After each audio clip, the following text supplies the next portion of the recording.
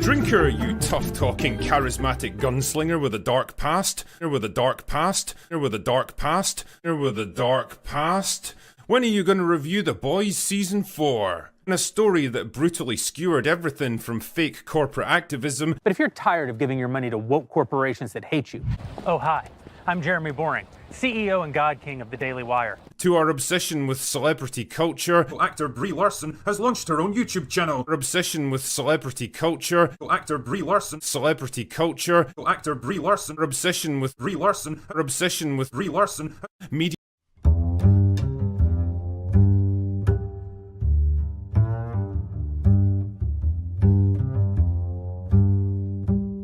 Feige, Disney, whoever very easily could have told them they have to do certain things that are going to spin off into future projects or whatever. Yeah. And they didn't really do that. This movie was a love letter to the Fox universe. Actually, Dean in my comments brought up a very good point. They did miss a cameo with Foggy Nelson. He was right there, and they didn't do it. Yeah. That would have been confusing. Like, wow, you wouldn't just hire the same actor that's been in the movies since the first Iron Man film to play another character later on in the MCU, would you? No. All right, you assholes.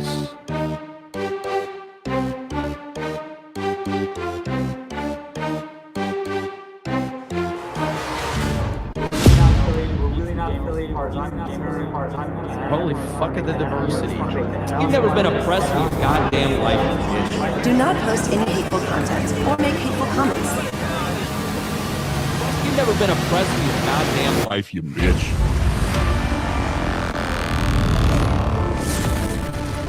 We need the Glen Buck. Well, yeah, give us the Glen Buck. Come on. Damn, where is that? I'm bridal. Diversity. Do not post any hateful content. It's not okay ever to post videos that could provoke hatred.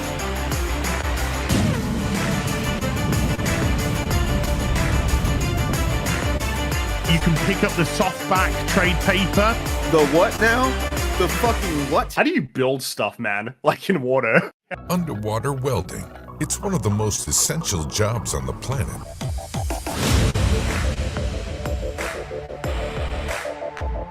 Give me the damn money, Glenn.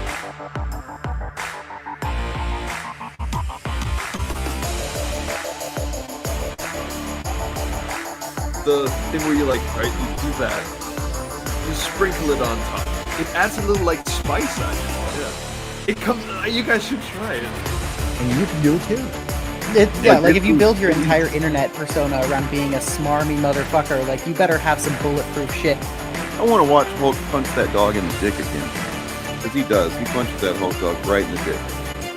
We remove content promoting violence or hatred against members of protected groups. It is viscerally disgusting listening to this thing prance and dance around screen. Well, I was curious about what this thing is. Clearly a dude. It's really gay. Yeah, it sounds retarded. Well, the most disturbing shit, quite retarded. The most disturbing shit about this clip here with the introduction. The guy says, "Get away from him," and he corrects it and says, "No, it's them. I'm a them." It's just disturbing and weird. It is, and especially a show that is supposed to be kid friendly. All right, family friendly. Family friendly. That's why families can sit down together and watch this, and they really can't. This is. It's disgusting. This particular character. There's a lot of trans stuff. Yeah, we didn't need that quote to know that freak we had on screen for way too long is fucking mentally ill. They don't actually want Disney or Marvel or Lucas or any of these companies to change what they're doing because it would destroy their business model, and there is no financial incentive for them to be happy or excited about any of this. So this entire video that I clipped this from is absolutely disingenuous. I don't believe you, Critical Drinker, and I definitely do not believe Gary from Nerdrotic. Bombshell indictment. U.S. prosecutors allege a media company linked to conservative influencers who regularly reach millions, including Benny Johnson. Was secretly funded by Russian state media employees. And a little busy this week in the old news section of the internet. Who? Are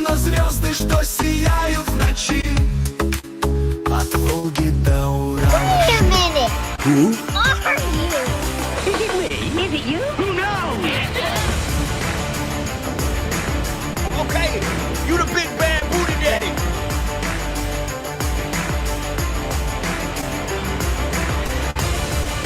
They're all liars and grifters. They just want their paychecks to put money in their bank account. That's their grift.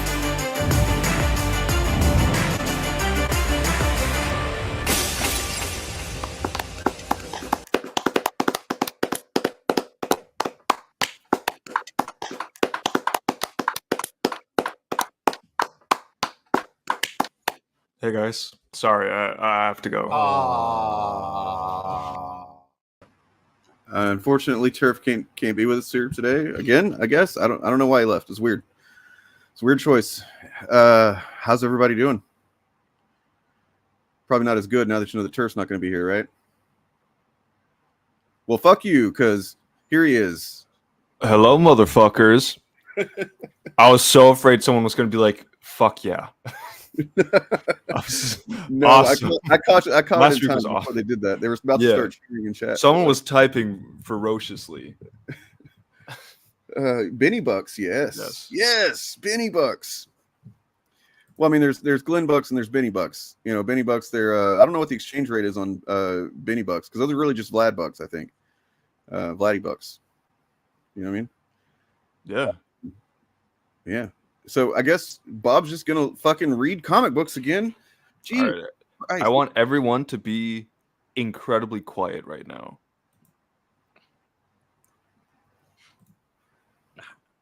I was excited for this stream, and then Turf was here, and then I got really excited because he told me Turf wasn't going to be here. Yeah, fuck yeah.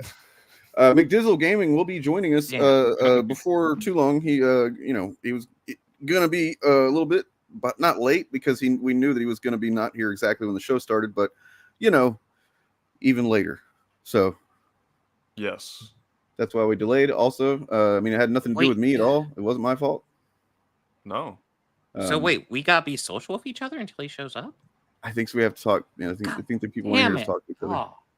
Damn. Oh, jeez, this is we got this whole front like we're like buddies and stuff. We've been fucking forcing ourselves through this shit for what 2 years now. It's like fucking excruciating, but we still gotta go through the motions. I think I'm just in it for the money.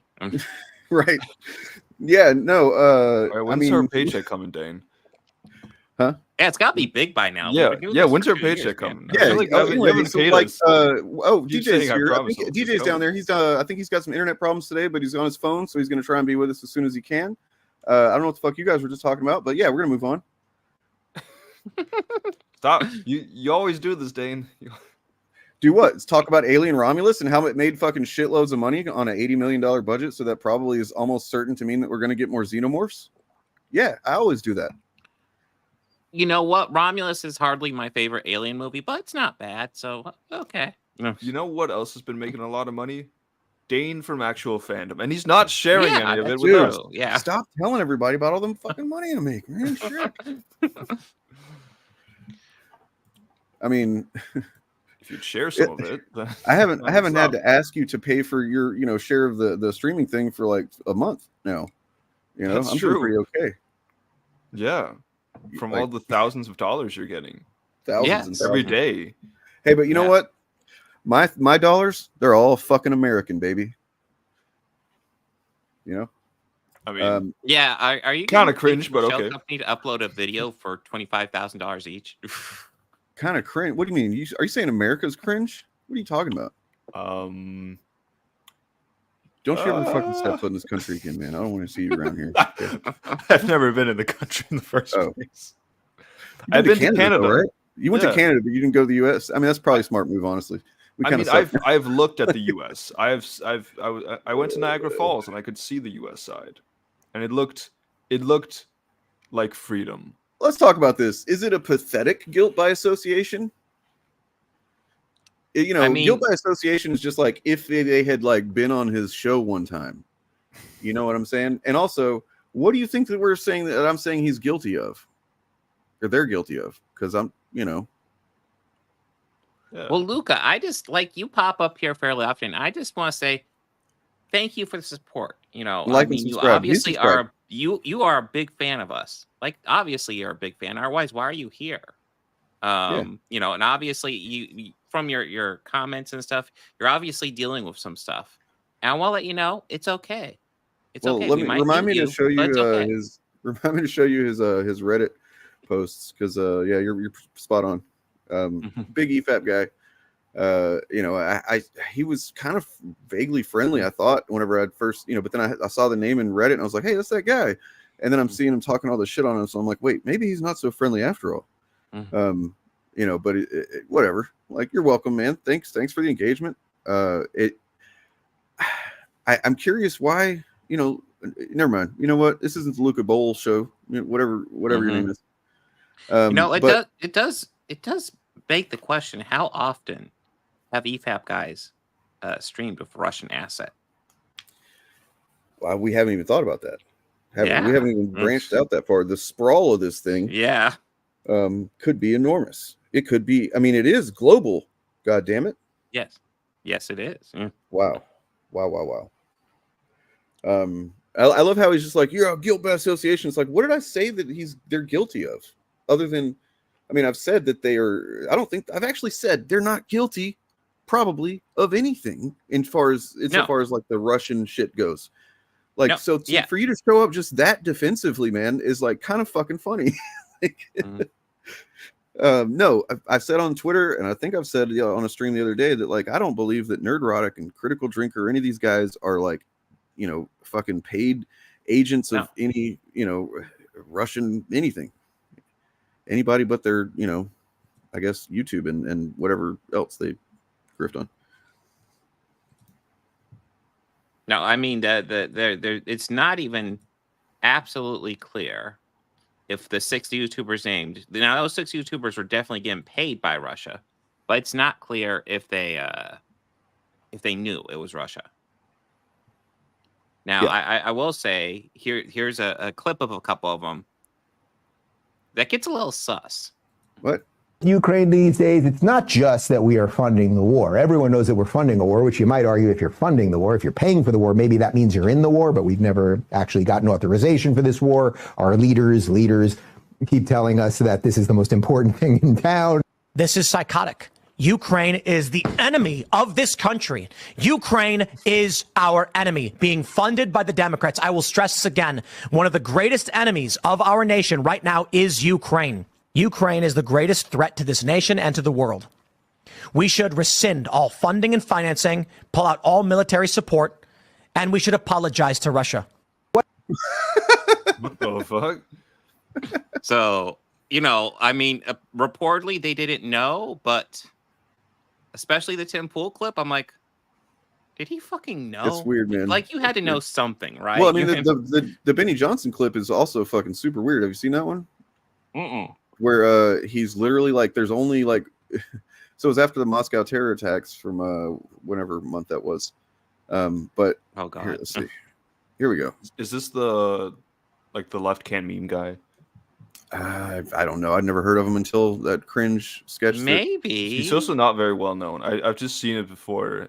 He's got a lot of subs, but like, who knows how much of that has actual truth at this point? I'm not saying it's right or wrong. I'm saying it is what it is. Okay? The world is not sunshine and gumdrops. There are bad people, and oftentimes in war, both sides are the devil. Okay? Like, there's no angels in war. Go talk to somebody who's fought in a war and ask if you were on the side of the angels. There are no angels in war. There are two sides, varying degrees of evil. All right?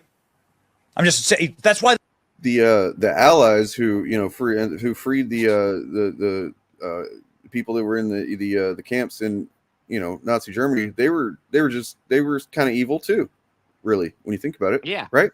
Yeah, they were really like equally levels evil. It's also kind of like, you know, like, he's not saying the Nazis weren't evil. He's just also saying that the people who fought the Nazis were evil too. Yeah. They're all equally evil. Just like how the South fought for slavery and the North fought against slavery, and they're both equally evil. They're both equal, man. So yeah, this is where he's pushing this conspiracy theory that literally only RT was pushing, where it was somehow the U.S. and fucking Ukraine that had done this terror attack in Moscow. Like, come on, man! If the U.S. wanted to fucking do some damage in Moscow, they could do some damage in Moscow, and they'd probably proudly take fucking credit for it. You know, the best stance is to be anti-war.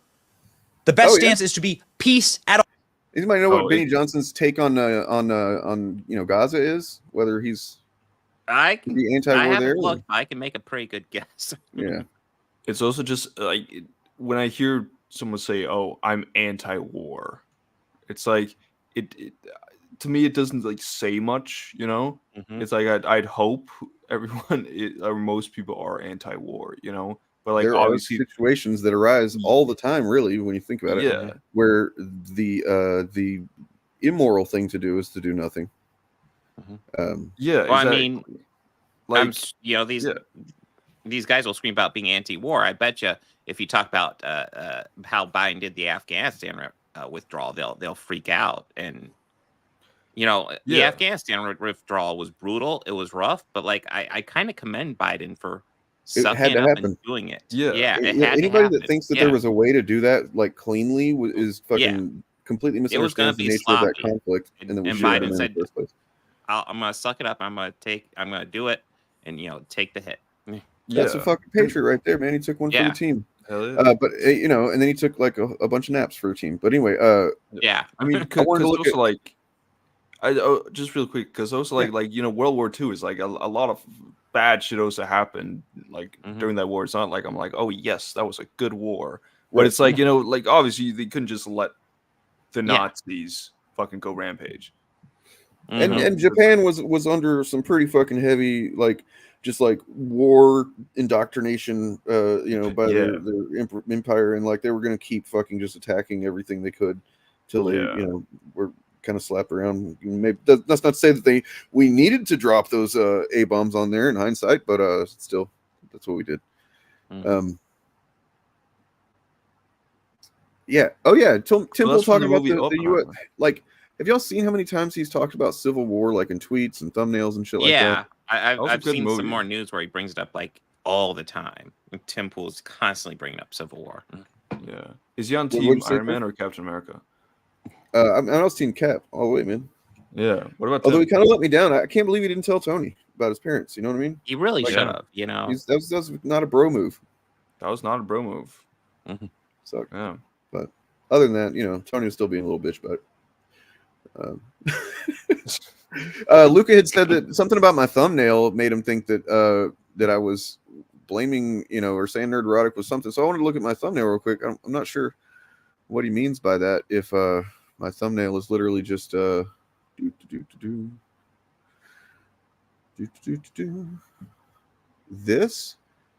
that what? Oh, well, that's not the same thing at all, is it?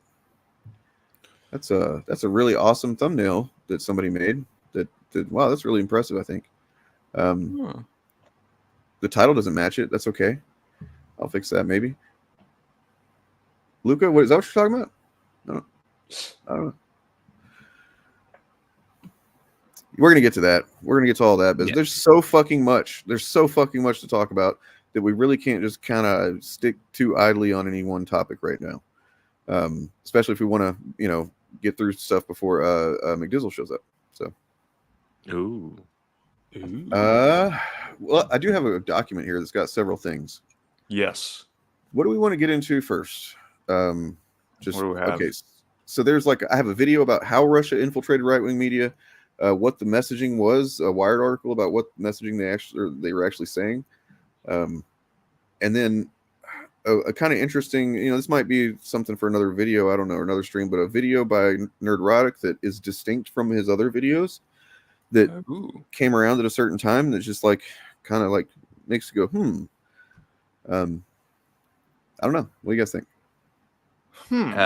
I would go with either the video about how Russia infiltrated us, or Nerdrotic. So, Turf, you got it. Those are just a few that I named. Actually, while I get that video downloaded, here's another one that we can look at real quick. This is a quick ass video.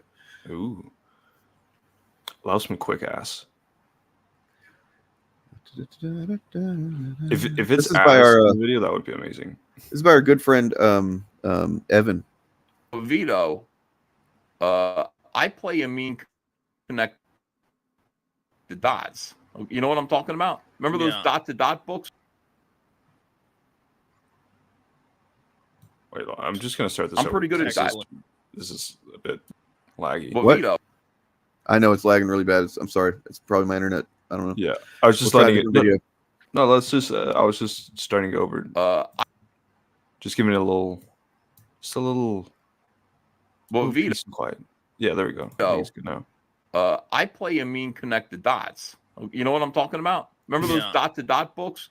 I'm pretty good at that. Excellent. And I don't mind connecting this dot to this dot to this dot. I'm saying if Lauren Chen is a Russian asset working for the Blaze, which is also where Eric July worked, and she received $10 million to do her shit. And by the way, Eric July has $300,000 suddenly to start a comic book company in order to disrupt Comicsgate. Vito, where does that? See what I'm saying? And then starts telling people not to vote out of the blue. I don't vote. I shit in a voting booth. It seems to me like a picture is emerging here, and I'm not. I have Well, I mean, first of all, I was kind of like on board with like maybe, but then he goes to disrupt Comicsgate. No. Yeah. No. Yeah, it's that obvious. is not I what don't it was doing. listen. I don't think Russia cares about disrupting Comicsgate. I mean, I don't think that even that the point, like, what's the point of disrupting Comicsgate? Like, he did that simply by launching the Rippaverse, and at least set off a time bomb that was going to go off whenever their egos couldn't handle it anymore. Comicsgate and like what Eric July are doing, like they're on the same side, right? I mean, not like they don't like each other, but it's like it's they're both pushing similar things. Yeah, but I think. Well, I mean, but you got to think they're looking at it from a capitalist point of view. Yeah, not like a any kind of like a fandom first or fan first or reader first or anything like that. It's just who's going to make money, who's the better trusted grifter amongst a bunch of silly people. Think Eric July is on the commie take? Well, I mean, Russia's not commies though. Oh, yeah, they're not. You know that. They're fucking more craven capitalists than we are. Well, there's that. Okay, just that. But then I got this guy. I don't know if. Yeah, let's just watch this real quick. Star Wars storytelling is looking a little barren. After the fallout of the Acolyte, it makes me not excited for new Star Wars projects because I'm just like, are we gonna have to go through this every time, a certain corner of the fandom doesn't like something? Are they gonna review bomb it? Are they gonna be racist and misogynistic and homophobic? Yeah, they probably are, and they're gonna try to ruin anybody else's enjoyment of it. Representation is so important. Diversity in media is so important. Just because you don't like something doesn't mean other people can't like it. Some of my favorite things in Star Wars are some other fans' least favorite thing in Star Wars. That's the great part about this galaxy and fandom in general, is that we can all find little things that we love and connect with other people that love those things. But that doesn't mean we can't all come together for our love of Star Wars. Some people feel that way and they want to make everybody feel the way that they do. And I don't want to hate the thing that I love. Star Wars is for everyone. That's what it comes down to at the end of the day. Great fucking take. Yeah. So that is man, I'm trying to I had him pulled up a little while ago and now I don't. Scotty Holiday Star Wars. Yeah, that's it. So subscribe to him, check him out. Yeah. A lot of good takes. I'm seeing a lot of people that are speaking out on this stuff because I mean they're seeing what's happening right now with Star Wars Explained. Have you guys looked into this? Like you've seen? No, this I haven't play had out, a chance to. I have not been on the internet much this past week. All right. So okay. So Star Wars Explained is one of the larger Star Wars channels. They're essentially the inverse opposite of Star Wars. Pretty good. In fact, right here I've got just somebody who was kind enough to put together a couple of images with some of their thumbnails and titles right next to each other, so we can look at those. So here you've got Star Wars this Theory. is interesting. Star Wars Explained tries to demonetize Star Wars Theory. They want Star Wars Theory gone. I mean, it's weird that he puts his own name. Maybe we should start doing that shit. I guess I kind of do sometimes, but a man with Spinberg melted down over Acolyte canceled. I played Star Wars. I saw that. Yeah. I saw like that video where she's just very calmly talking about the whole situation, and he's and they all freak out. Yeah. It's like, oh, look at her, she's having a meltdown as they're melting down over it. Dude, I fucking completely forgot that I actually prepared 2 little in memoriams fucking edits. Like that was like last night, and then I started working on this other thing today. Well, we'll get to them later in the episode, I think. But yeah, I do have 2 in memoriams because also John Cassidy passed away.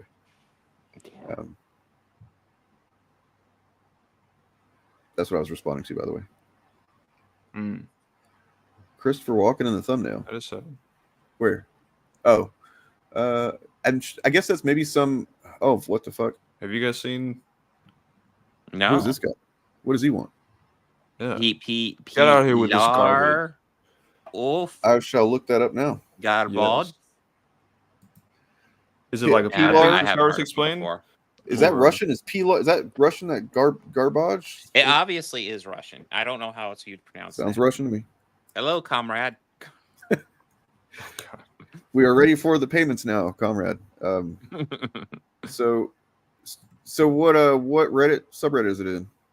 Just Star Wars or in their own? All right. Peeler is coming in hot. Oh shit. Well, Russian peel of garbage is a bit in the upcoming video. Nice.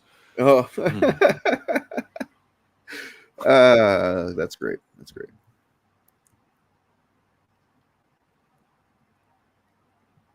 Now that was always that was misdirection, man. Yeah, I'm waiting for the Soros box. Gonna go look at the old Discords here, see what we got. Where is it? That's right, we're friends with Pillar of Garbage. Hell yeah. We're friends with a celebrity. He's a famous person. Yes. Where is it? I can never find shit. Here we go. I got it. Okay, you got it. From Star Wars Explained. Oh, I see what you mean. I thought you meant their comments that they were making.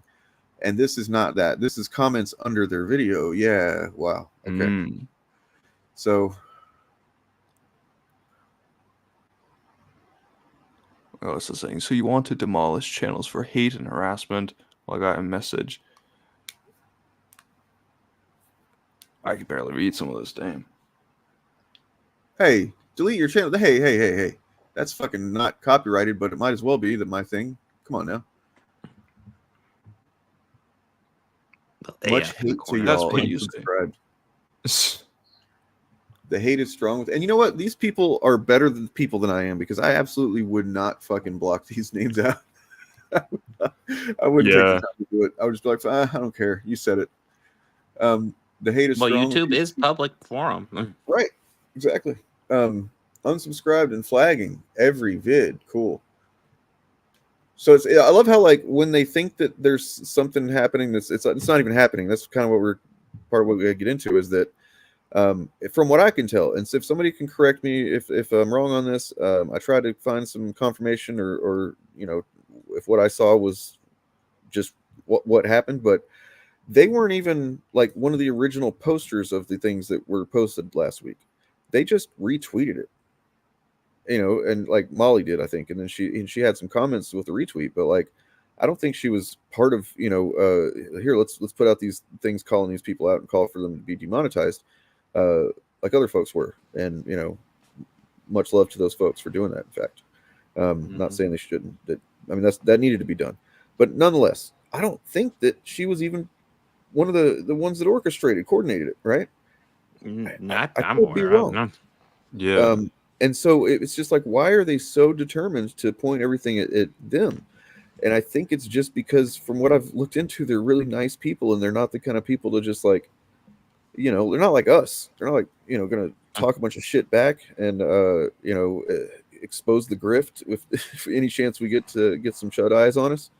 And that because people that did originally share the stuff last week was like Kyle Katarn, who's pretty damn solid with his analysis and push back on these people. And then another one was Rewriting Ripley, which you kind of just don't fuck with that. Like you saw that video, right? Which one? Rewriting Ripley, the video that they put out. Oh yeah. It's you know, that's what's crazy to me. This is stuff that they said. They fucking said these things. They're just like, here's the stuff you said, kind of collected into a bunch, and then, you know, kind of context of this breaks terms of service, YouTube, you know, and they're acting like they're, I don't know, fucking, it's bizarre to me. I just remember Star Wars Theory saying after that they should sue over that video, and it's like, sue over a video that's literally just their words.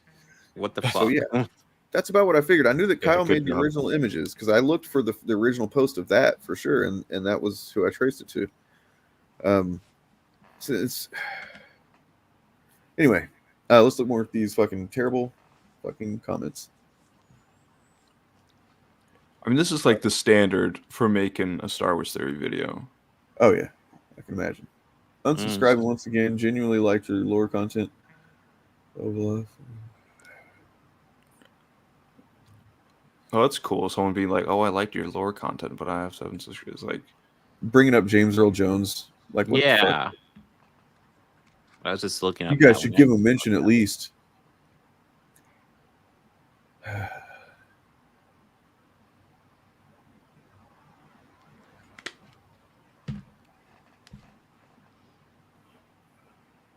I'd rather watch Last Jedi and The Acolyte rather than this channel. Well, those are decent, especially Last Jedi. So, is that really an insult? I mean, they mean it as an insult, but not really. No. I'm Julia. What does that mean? What does that mean? I agree. Oh my God, what does this mean? You are so Julia. Oh no, there's a joke at my expense, and I don't like it. What's the problem with Julia? Is she really attractive and smart? Is that what it is? Yeah. Sure. Yeah. Time for you to get real and treat your channel and viewers as more than just money-making tool. Like, I came in late to this. Whose video is this? What are these? This is under Star Star Wars Explained. Okay. His video on. Have you watched any of their content before? I recently I did watch it because people were sharing and tagging me and stuff about it. But because of YouTube's awful way of not promoting good content, I hadn't really seen much from them. So yeah, they're like the good Star Wars Theory, basically. Yeah. So naturally, they have way less views. Yeah, like if Star Wars Theory had continued, the path that you actually, I can't remember who shared it, but I pulled up. I've got it on my screen here, where someone who put the two channels side by side, Star Wars Theory and Star Wars Explained, and it says, "Yeah, don't." Well, we were just looking at that. Like, are you talking about the video titles and stuff? No. The two, like, they just took a picture of the. I can share it. You can see the view counts. Yeah, the point of that picture shows. So right here it shows this is Star Wars Theory, and if you look at the video views, right? So you've got massive amount of views on these videos, and then you look at Star Wars Explained, and you can see the difference in how YouTube promotes positive content versus the outrage content, because there's no way that Star Wars, an IP that is vastly loved, but more so than the chuds hate it, there's no way you can tell me that content wouldn't get more eyes on it if YouTube were more aggressive about promoting it. So this tells me that it's not about like, oh, more people hate Star Wars than love it. That doesn't make any sense. That just doesn't make any sense. So you can't, these two things side by side, if you look at them here, it's just obvious that this is why, right here, I'll click back. This is why channels like Star Wars Theory, Nerdrotic, all these other channels eventually give in, because they are using the system that YouTube has allowed them to create, you know what I mean? Like to push them to the front of the algorithm. And there's just, I mean, you would have to believe, looking at these video views, like, what is it, 445,000 views on a video, a negative video or whatever. You would have to believe by looking at this and then looking at like Star Wars Explained or any of these other channels that do popular Star Wars content. To look at this, you're saying like 98% of the people who enjoy Star Wars hate it. It just doesn't make any sense. The numbers don't make any sense. Yeah. So YouTube has to bear some responsibility for what's happening here, in my opinion. Yeah. Star Wars wouldn't still be a thing if if that large majority of the fandom hated it. You know, I mean, and like And yeah, YouTube could like I hate to keep calling back to content we did more. Sorry. No, you go. I didn't mean to be stepping all over you, man. I hate to call back to content we did like 2 fucking years ago almost. But Bob, you remember that stream we did where we looked at the talked about Jim the Casual as well as like just the word woke around Avatar time algorithm. Yeah, and we looked up some stuff about exactly how the algorithm works and like what it really does as far as anybody can tell, because YouTube doesn't share this details. But like, basically what it does is it prioritizes content that you are going to just keep watching, not content that's true, not content that's substantive or informative or educational or even just like innocuous. It's just like all it cares about is, are you going to keep fucking watching this shit? Yeah. And then the human fucking mind is pretty stupid, generally speaking. And it like is drawn to conflict and fucking drama and sensationalism and shit like that. Unless you're kind of conscious of that stuff, it's really easy to get sucked down into it. Yeah, that's why society's fucked right now, man. Mm-hmm. I mean, there's other reasons, but that's yeah. It allows plenty of opportunity for a foreign government to sneak money in and push certain agendas. Hey, everybody talking.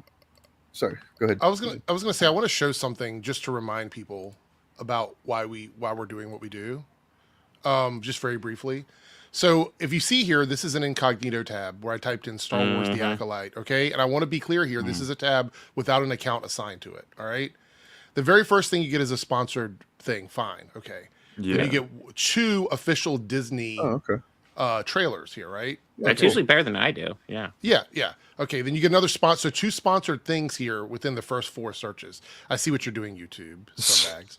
But then the very next thing we get is a Critical Drinker video. Right after that is Nerdrotic, sponsored, Legendary TV, Emergency Awesome. That's the problem. The Critical other problem Drinker, like the fucking second layer of problems with this is that once that content is then just identified as something people want to watch because like it's got that sensational conflict-driven bullshit in it, then it prioritizes it even more because it's like, oh, it's the best content that people want to watch. We're going to pump that fucking even harder. They don't want to believe that, though. They don't want to believe that they are given a head start because YouTube's algorithm puts them at the top of the search results. I've tested this over and over and over again.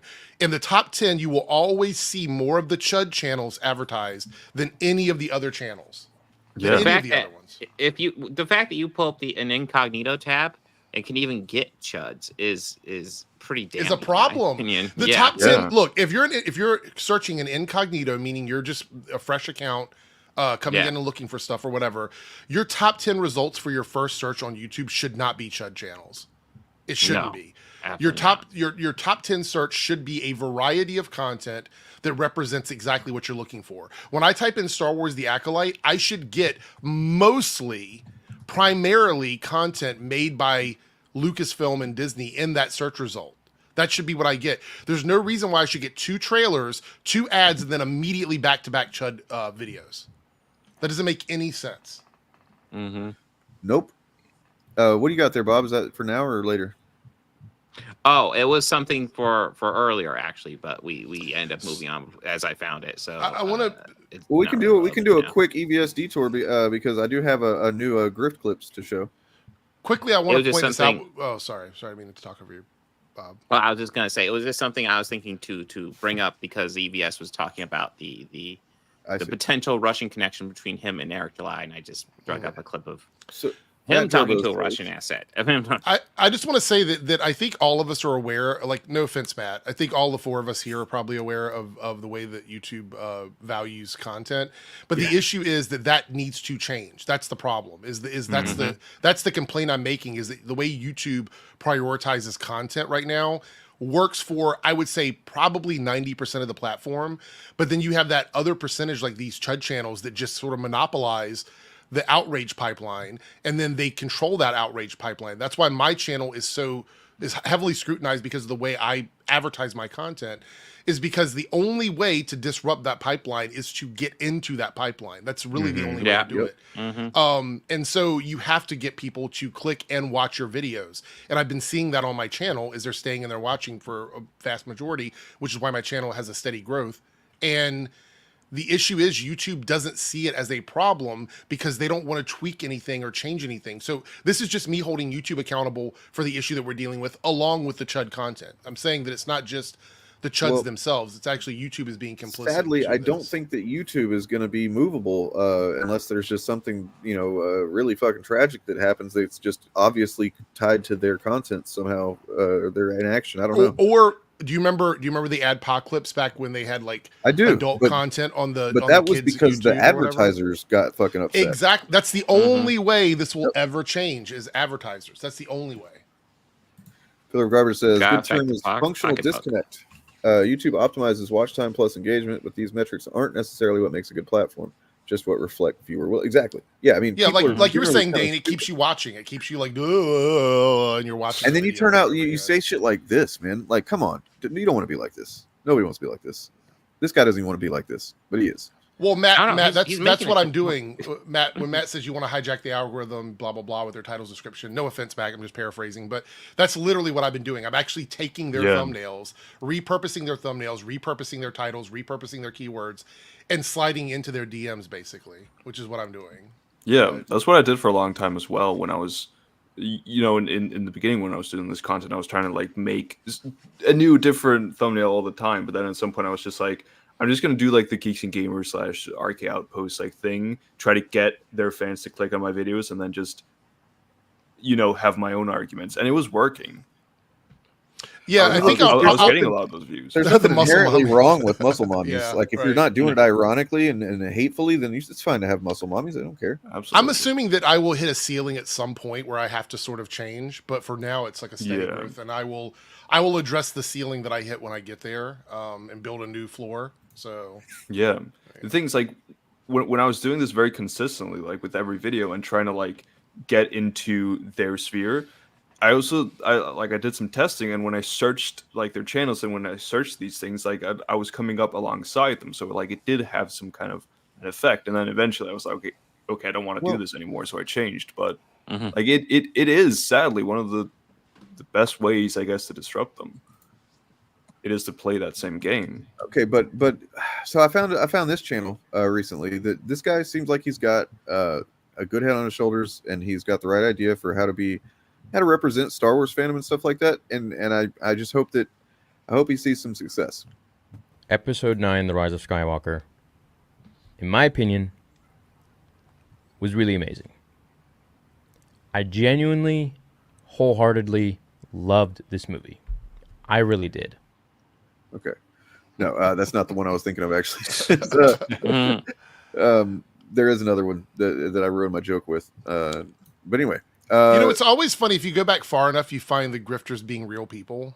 It's like you have to go back far enough, and you find videos of them. If they're on here long enough, Except for the quartering, I think he's like the one that he was spawned as a fucking growth. Popped out of the womb. He was ready to be a grifter the minute his mom shat him out in the woods, and he was just a terrible piece. The doctor slapped his ass. Grifter. Yeah, the doctor slapped his ass. He said, "Woke, incel, soy boy." Critical Drinker is kind of the same thing. He just started doing a Black Panther. I think the Black Panther review was like his first video, but it was like all pure, shitting on it for the message and stuff. He knew immediately what he was doing. Well, for anybody that isn't aware, by the way, we have a bunch of just fucking short ass but awesome, powerful, potent grift clips over on the Shillcast channel. That is linked below, as well as every other channel that you might see around here generally, or us talk about, or us hang out with, or us fillet verbally or whatever. And you should subscribe to that and check out some of these grift clips. Here's a new one.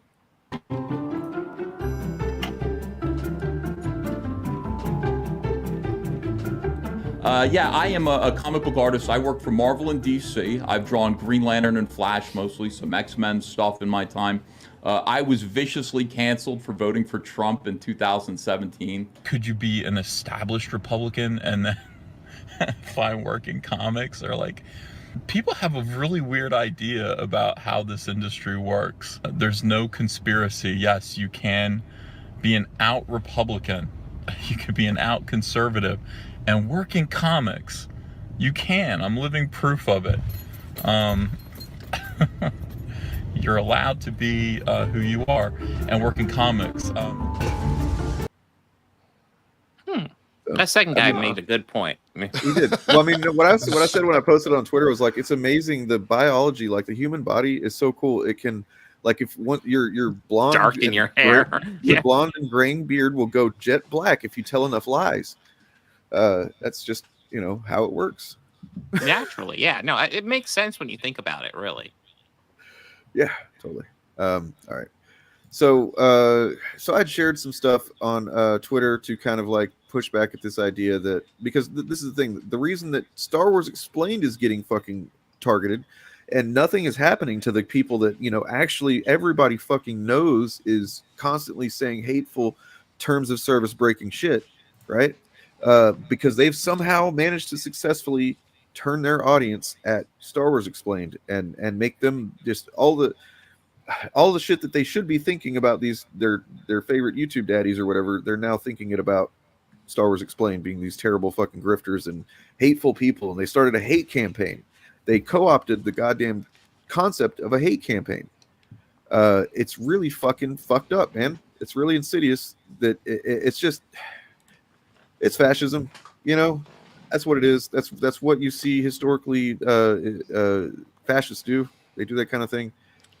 They have no fucking actual beliefs in anything except, getting and maintaining whatever power they can, and they will fucking say anything, hold any position, drop any position, fucking betray anybody, whatever they need to do. I'm a little bit pissed off about it, in case you can't tell. Mm-hmm. Yeah, but let's see if my internet holds. I'm gonna try and get on camera. Jeremy Griggs had the fucking audacity to fucking post that, that they spread positivity and happiness and love. Yes.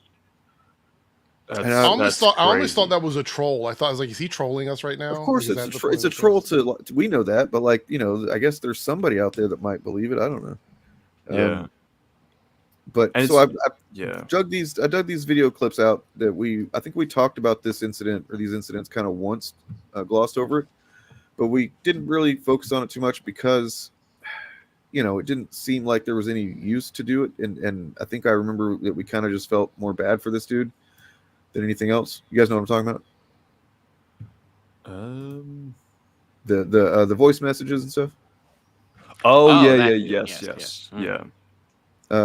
So I tweeted out 2 videos that was really just audio videos, but they kind of show. The first one is one of the, I think it was the one he sent to you, Turf Nation, because that's who he addressed as first, but he sent one to all of us.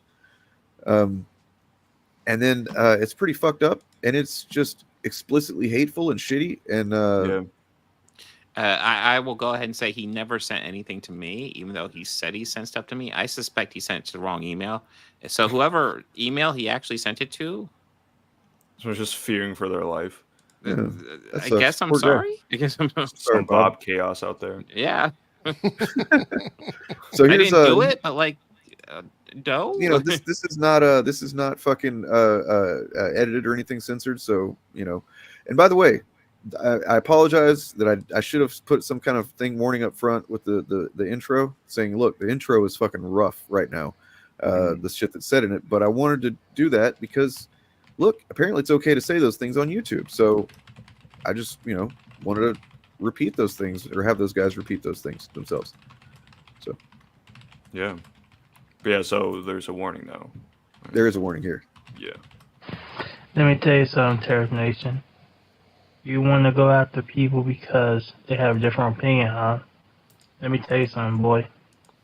When I meet you in the streets, I will fuck you up. Okay? I will fuck. Hey, stay out of the streets, Turf. Okay? That's not a problem for me, man. Okay.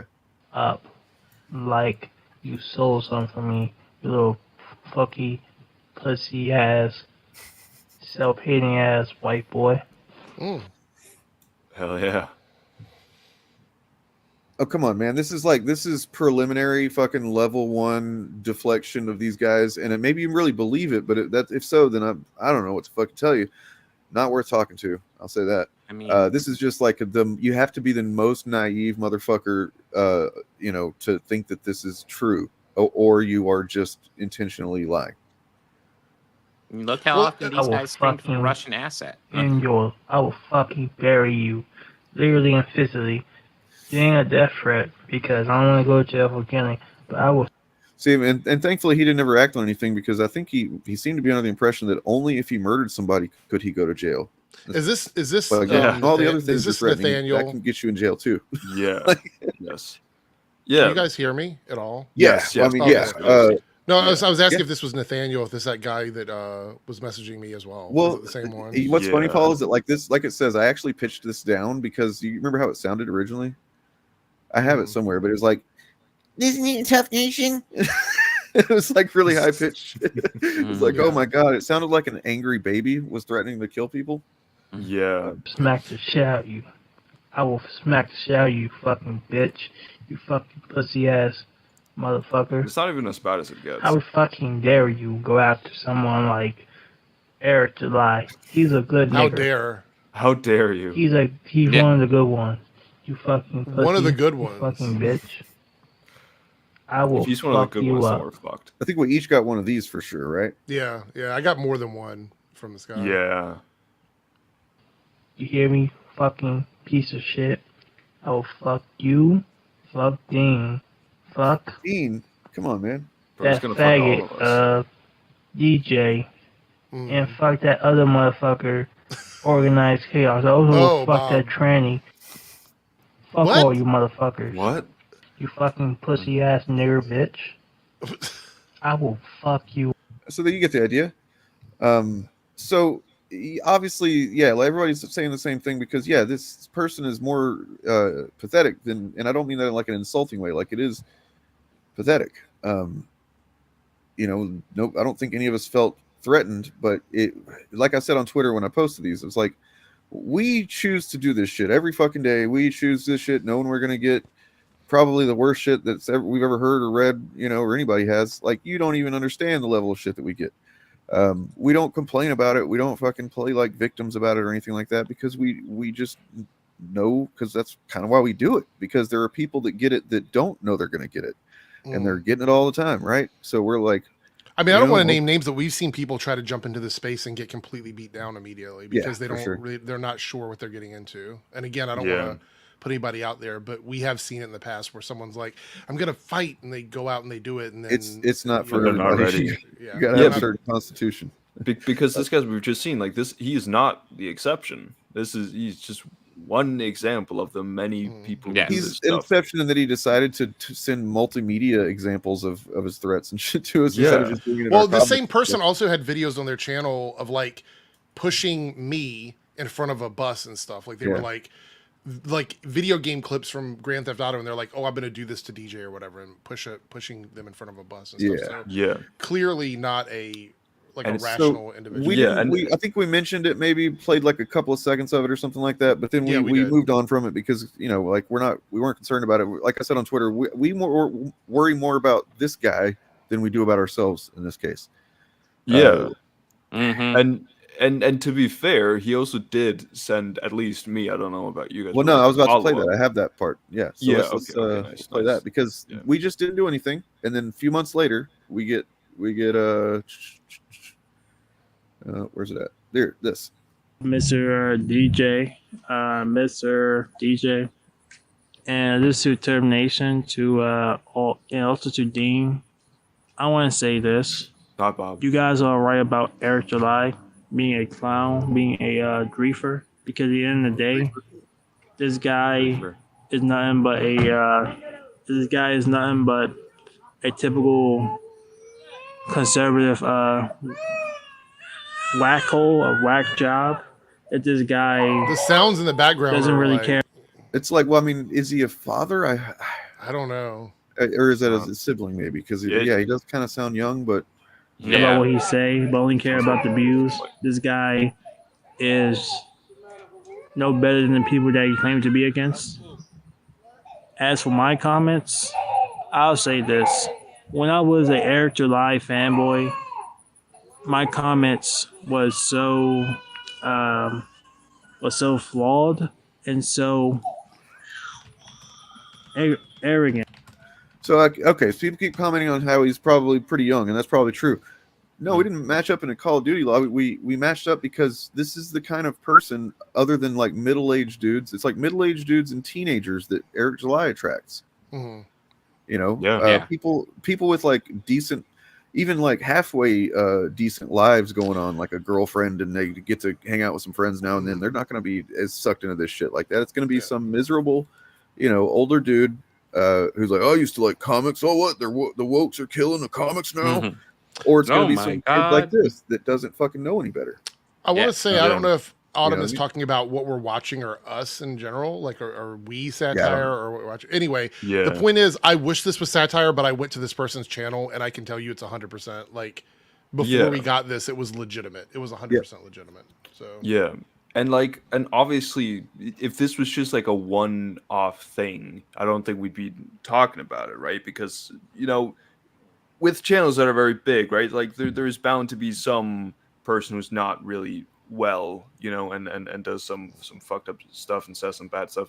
But it's like this is the kind of responses we get a lot from fans of Eric July and other channels like them, right? It's a very common thing, and it's like we said earlier, why a lot of people who try to get into the space and be like, you know what, I want to call out these people, and then they get hit with this stuff, and then they leave, right? Because it's not easy to handle. A lot of people aren't ready for it, and it also just goes to show the types of people who get attracted to this content.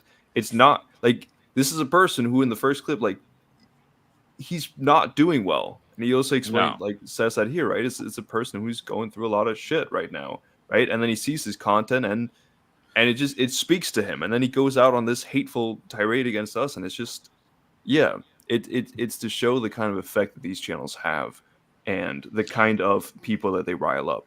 And you know what, Turf? It also goes to show that what I've been saying for the last few months and what we've been trying to prove to people is, like, even the worst of the worst when it comes to this community is not irredeemable. Like, they can turn around and change. Exactly. Like, I'm not saying that this person, I would go up and like say, hey, let's chill, let's go have a beer or whatever. But at the end of the day, I also now feel like they acknowledged what they did. You know what I mean? So they said sorry. They said some horrible things, right? And it's not like it's not not friends. I mean, and Wizard didn't respond to this, right? But it's like, he did. I mean, I guess this is our response. That's why I made sure to put, like, if he sees this, hope you're doing okay, and we do forgive you, because, like, honestly, if you're watching right now, there's got 151 people watching across 4 or 5 channels. If you're watching, you're one of these people that like thinks, you have it stuck in your mind somehow that, like, because you've said some shitty things or whatever, that you're just unforgivable, and so that makes you dig in your heels even farther, because I think that happens a lot. And you're like, well, if they're never going to accept me or forgive me, so I might as well just be a fucking piece of shit. No, man. You can just stop doing that and then, like, not do it anymore. And I want to address this also quickly. It shouldn't be.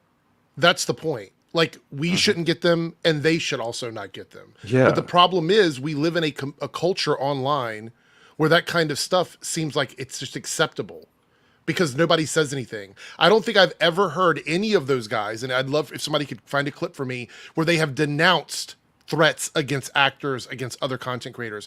I would love to hear them say that, because I will say it right now. Do not send death threats to anyone on the internet. It is not okay. I've said it before. Anyone in this chat goes and sends a death threat to any of these channels, even if it's someone we say is really fucking bad and has a very bad influence, right? That's fucked up, and you're not doing the right thing. Yeah, don't do that. Don't look, man. The fact I don't even want them to visit these channels.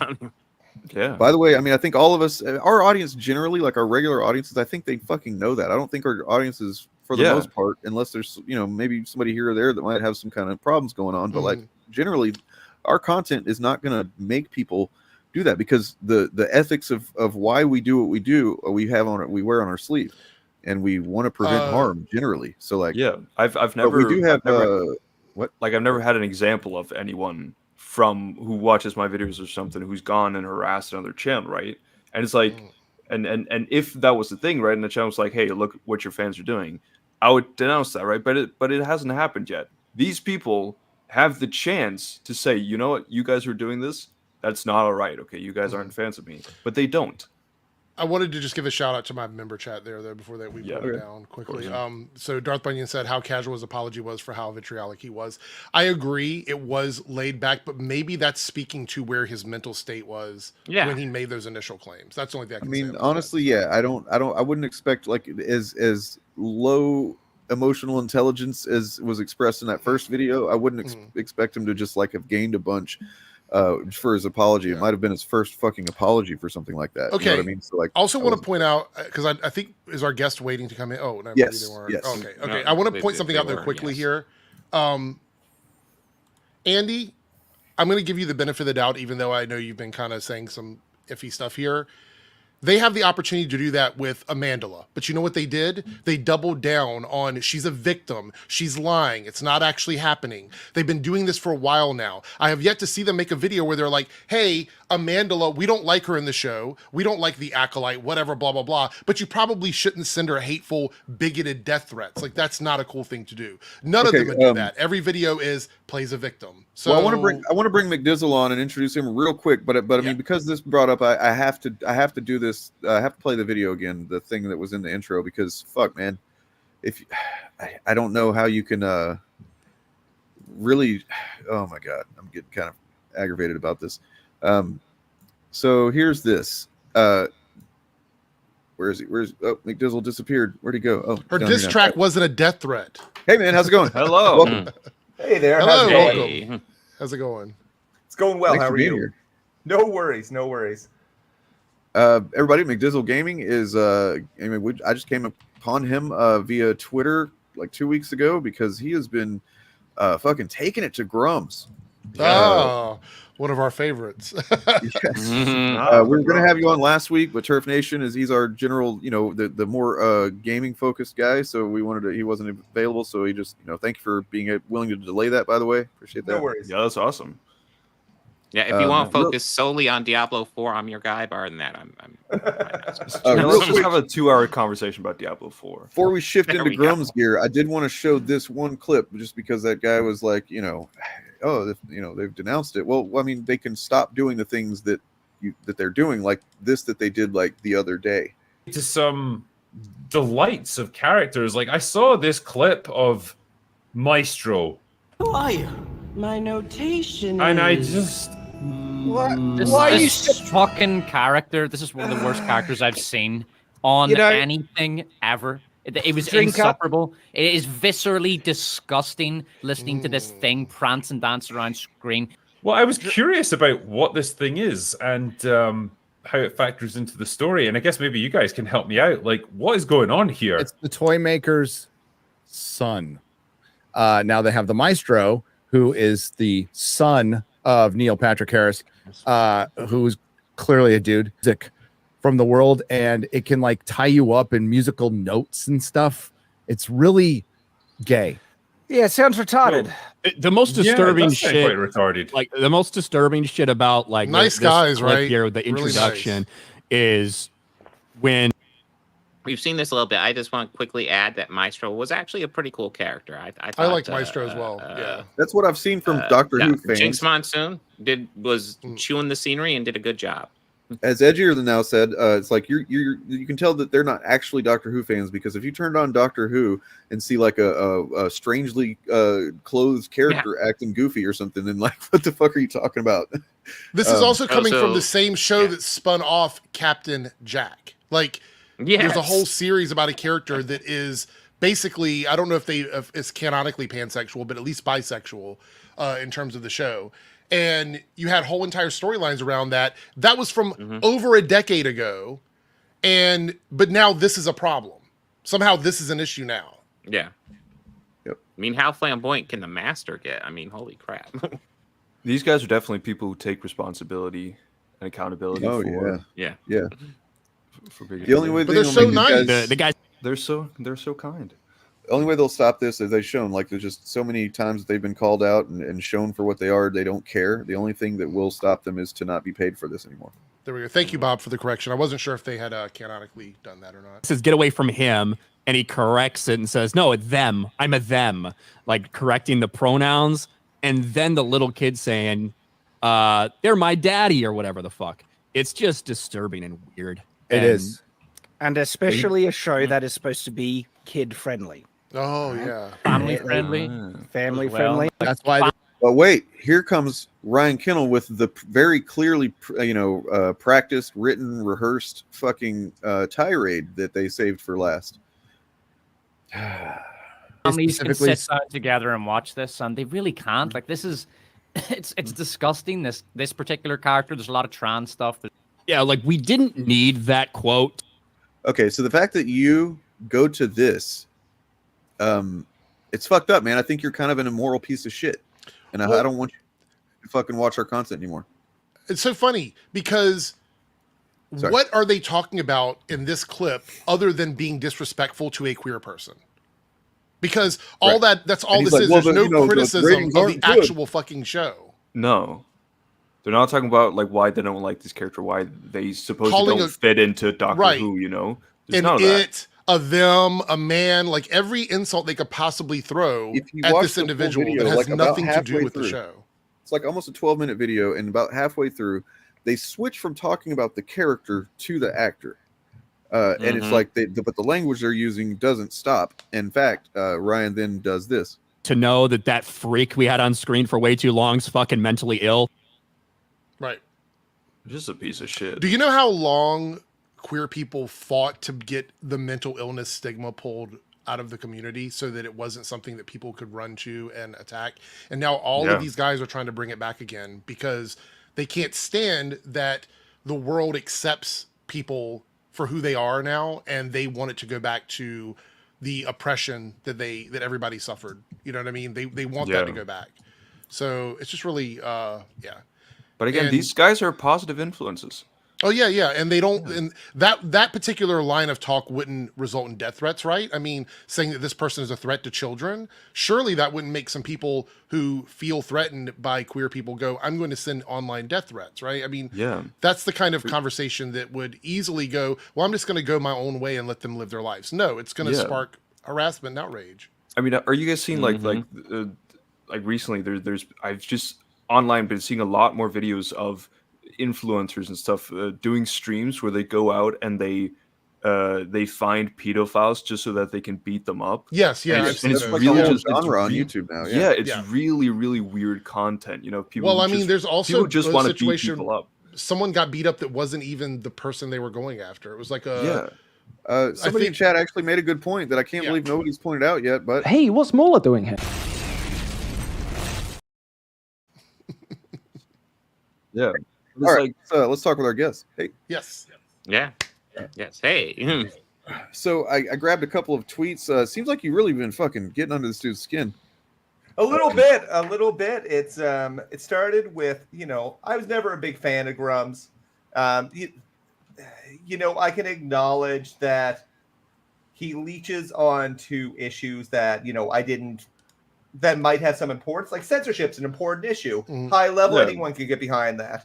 But he's not talking about censorship for games going to Japan, like Baldur's Gate 3 or anything like that. So it's just really... I've never been a big fan of Grums. I don't think he really has a lot of original kind of insights. I think he leeches off things. And that was some motivation when people were talking about, potentially his game being a scam. They've raised $100,000, and that's all really visible via, Indiegogo campaigns. But I started to really dig into what happened after that, because that ended in, 2018-19.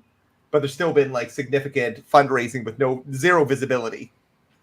So it's been that's what's kind of driven me towards it. What questions do you have around it? Are you familiar with it? We covered them just very briefly, whenever the Stellar Blade stuff was first going on. Yeah. So whenever it was released, and there was that huge scandal of censorship because she had a little bit of extra cloth on her cleavage. Yeah.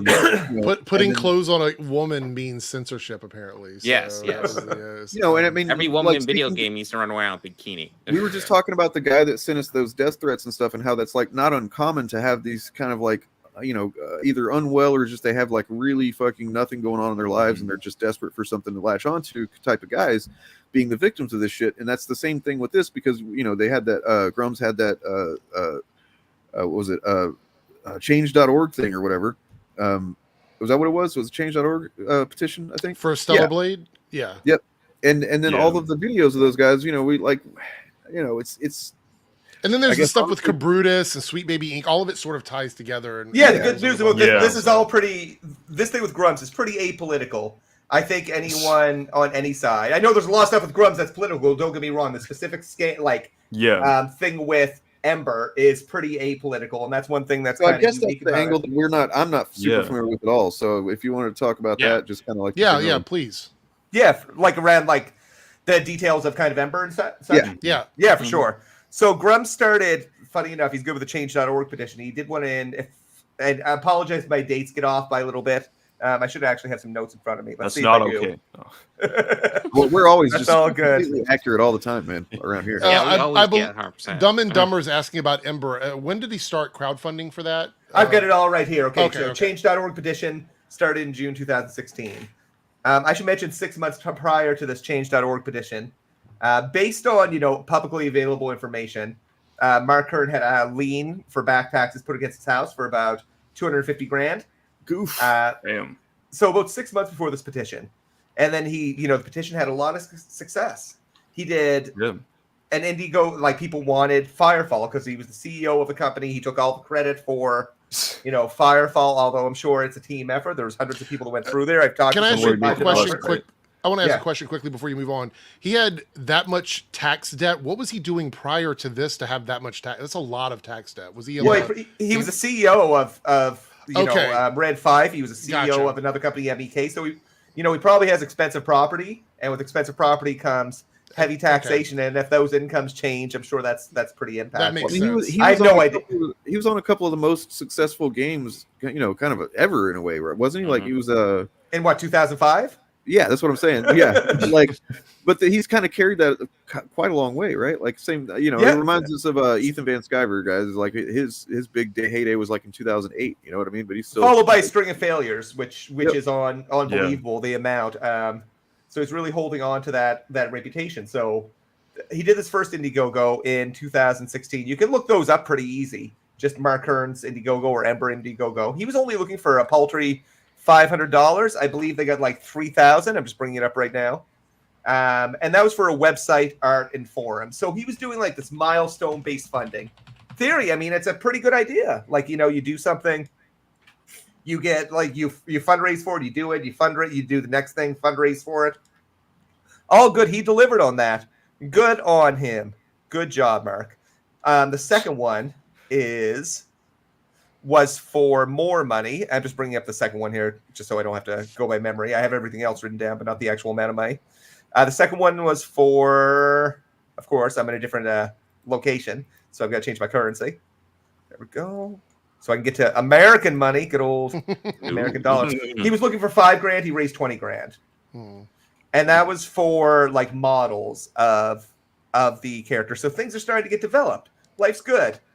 And that went by, and in June 2017, he did a larger Indiegogo he was asking for $20,000. $20,000. It was going to be for 8 specific things that were applied to the development of the game.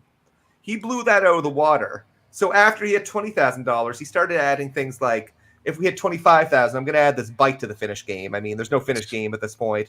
And keep in mind, this is not developing a game. He's not developing a game. I should clarify this. He's developing a demo. Right. He's developing a mock-up in order to do a larger Kickstarter. So proof of concept. This, I went get the idea. Like holistically, that I don't think there's anything wrong with that as an idea. Execution and implementation are two different things, though. So on this fundraiser of the $100,000 at the $60,000 goal, he promises that will fund the entire mock-up, and this was in 2017. And then 6 months later. That would $60,000 would fund the entire mock-up. It would take them roughly 6 months, and 1 to 2 months later, move on to the next stage of the Kickstarter and get that damn game developed. This was in 2017, over 7 years ago. So, little bits of development and progress, but based on only needing $60,000 to develop a full mock-up, getting over $100,000, you think that'd be enough funding, right? Well, no, it wasn't. So in June 2019, Mark launched a subscriber program outside of Indiegogo within his own homemade payment system, which he's talked about. he likely used this crowdfunding money to build a payment system. So he's getting all the profits from it. And, the people are assuming the risk, of course. I'm sure all of its security certificates are up to date. No, I don't know. They probably are. I have no idea. But he has his own subscriber system for $7.95. On top of this, he actually added the ability. So you had people that backed the Indiegogo. That's all documented on Indiegogo. He added the ability on the website for people to upgrade their packs if they wanted via his website. So you are a backer on Indiegogo, you want some more stuff that likely doesn't exist, you can upgrade your pack. So he's got a whole monetization kind of set up. The subscriber program was launched in June 2019. Keep in mind, at this point, it should have had enough funding, almost double the amount of funding for that mock-up. And, from a time perspective, 6 months. Also sold skins, which are like JPEGs. They're not really anything that's used in the game. They're just pictures of waifus. I don't really mess with that. And the founders packs range from 15 to 1,500. So unlike Indiegogo, where there's a lot of transparency, if you look at the Indiegogo campaign, it shows you how much is raised. It shows you what the goals are. They're required to put updates there, et cetera, et cetera. Mark went into stealth crowdfunding mode. And here's where some kickers happened. In September 2021, he had over 1,500 subscribers. That's like $11,000 a month. I want to say like 114 grand a year, give or take. Woo. And that's all good. If you're working on your game, that's great.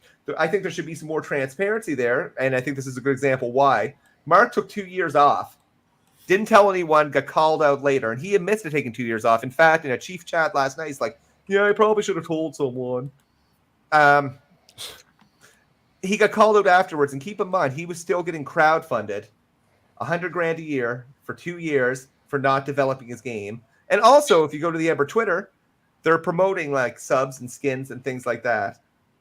And, I understand he mentions he had family health issues and things like that.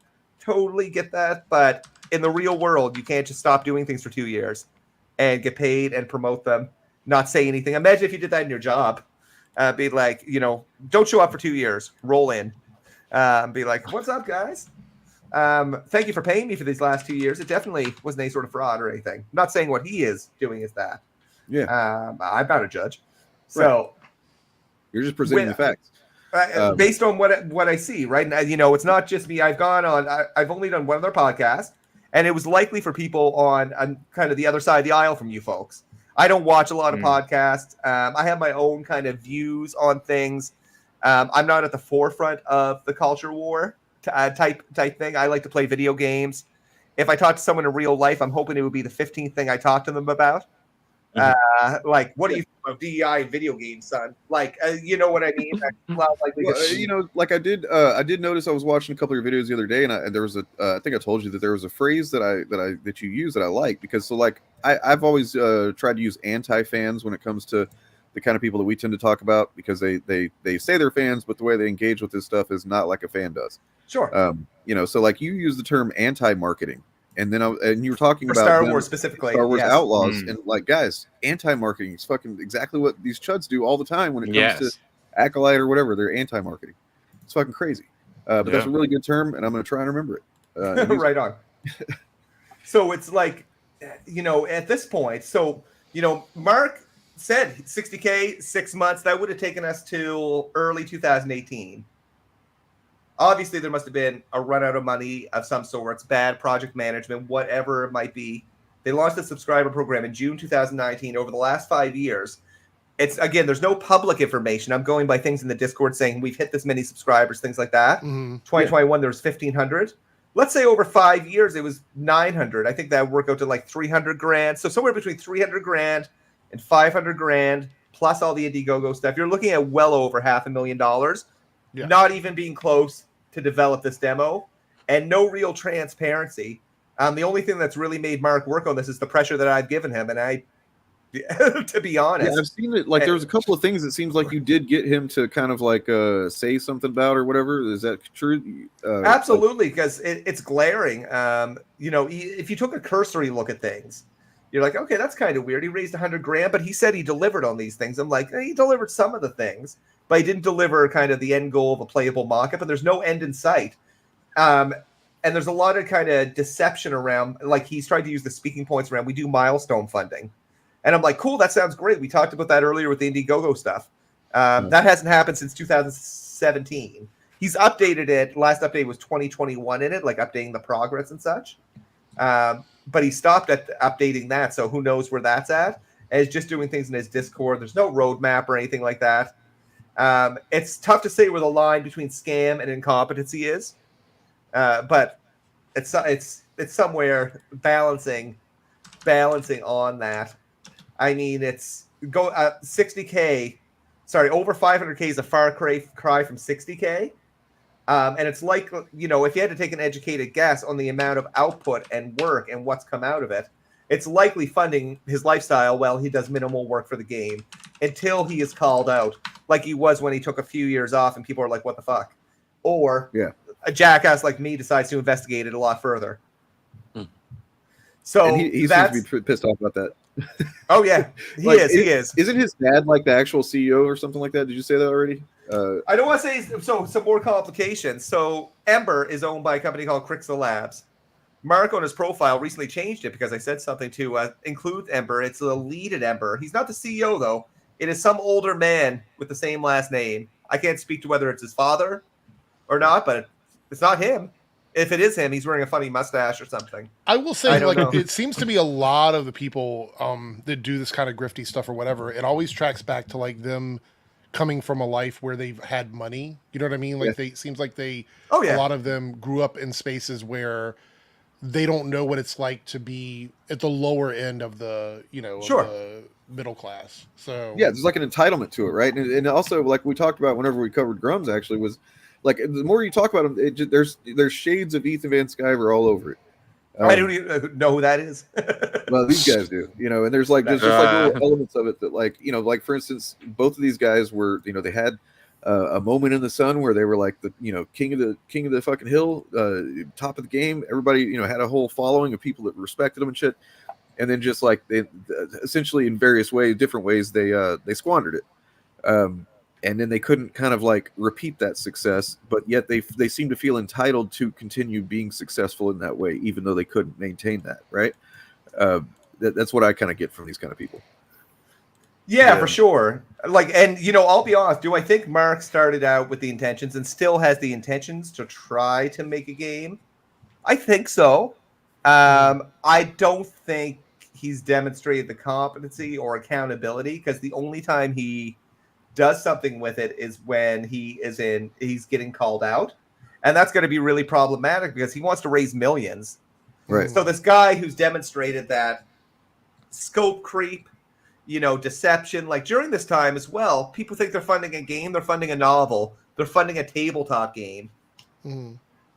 That's because that's what he's doing as well. It's included with it. I've been playing Ember. I've been in it.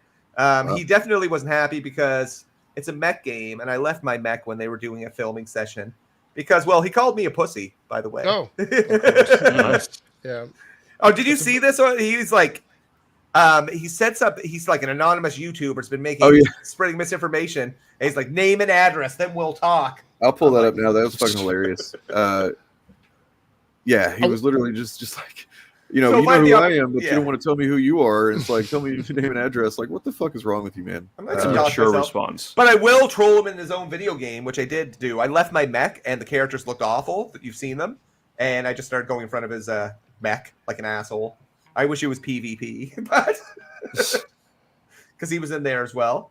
But yeah, it's brought up a lot of questions. A number of big YouTubers are looking at it. A number of journalists are looking at it. I don't want to be a full-time Grums killer, like, or hater or whatever it is. Like, you know what? I like video games. I ran across this from some investigations, and it was interesting and cool enough to share. And I guess it resonated really well because a lot of people are like, wait. And he hasn't denied any of this, by the way. I don't think he's going to. But it will give people trepidation to fundraise, because what he wants to do is start a full company. He wants to raise millions to complete this debt. So he has a demo that's been like 6 to 8 years in the making, nowhere close to being done yet. how long is it going to how long is it going to take to make a full game? How could anyone be confident he has the financial management skills based on this Ember experience, based on voxel knots? Serum, I'm saying something I bet you don't know about, or you maybe you do. I don't know. Has he said Firefall about, like offering a bus for this game or what? Yeah. Bus? No Because bus. That was that really was my cool favorite bus. part of this one. It was just like, holy shit, man. Do you know Bro had a safe word? Yeah, I read about that too. He had a safe word because he would get too fucking irate, and he like gave some of his work coworker or employees a safe word so that he would like chill out. It's like, dude, if you go that far, you maybe need to get some therapy. You need to reevaluate some things. I also want to point out that I think what we're seeing, the shift we're seeing in the sort of grifty space here online, is that all of these guys realize that just selling purpose isn't working anymore. So there has to be some sort of product attached to their messaging. So you have someone like Grums. He's like, I can't just tell people that it's woke anymore. Now I have to combine it with a product or something that I'm selling. We see this with like, and you're not familiar with it, but almost all the people in the grifty space we talk about are selling plushies, or they've got something attached to whatever it is they're selling to make you think that somehow supporting them is fighting a culture war. And I feel like it's a marketing ploy, obviously, to get people to feel like they're engaging with something that's going to make a change. But ultimately, it's not really changing anything. It's just lining the pockets of these random guys that want you to believe you're doing something to change the world, and you're not really. So one thing you mentioned that's interesting, like I've heard the term grifter a lot, and it's a very broad term, but one thing I deliberately did in my videos, I never used it once. Yeah, it's a word you might want to stay away from now because people always want to like double down on what you mean by grifter. So what do you mean by grifter? Aren't you grifting? You're making a video off it. Exactly. You're making it so Right. I try to get it like described for what it is. It looks like a con. It looks like a scam. I know there's some synonymous nature there, but so I mean, that's one of the things we deal with a lot, though. Constantly how they keep on reforming the language. Right. Everybody knows what grifter is. It's not just making money. Totally grifter, but they always like to they change the goalposts because they can't actually win the argument.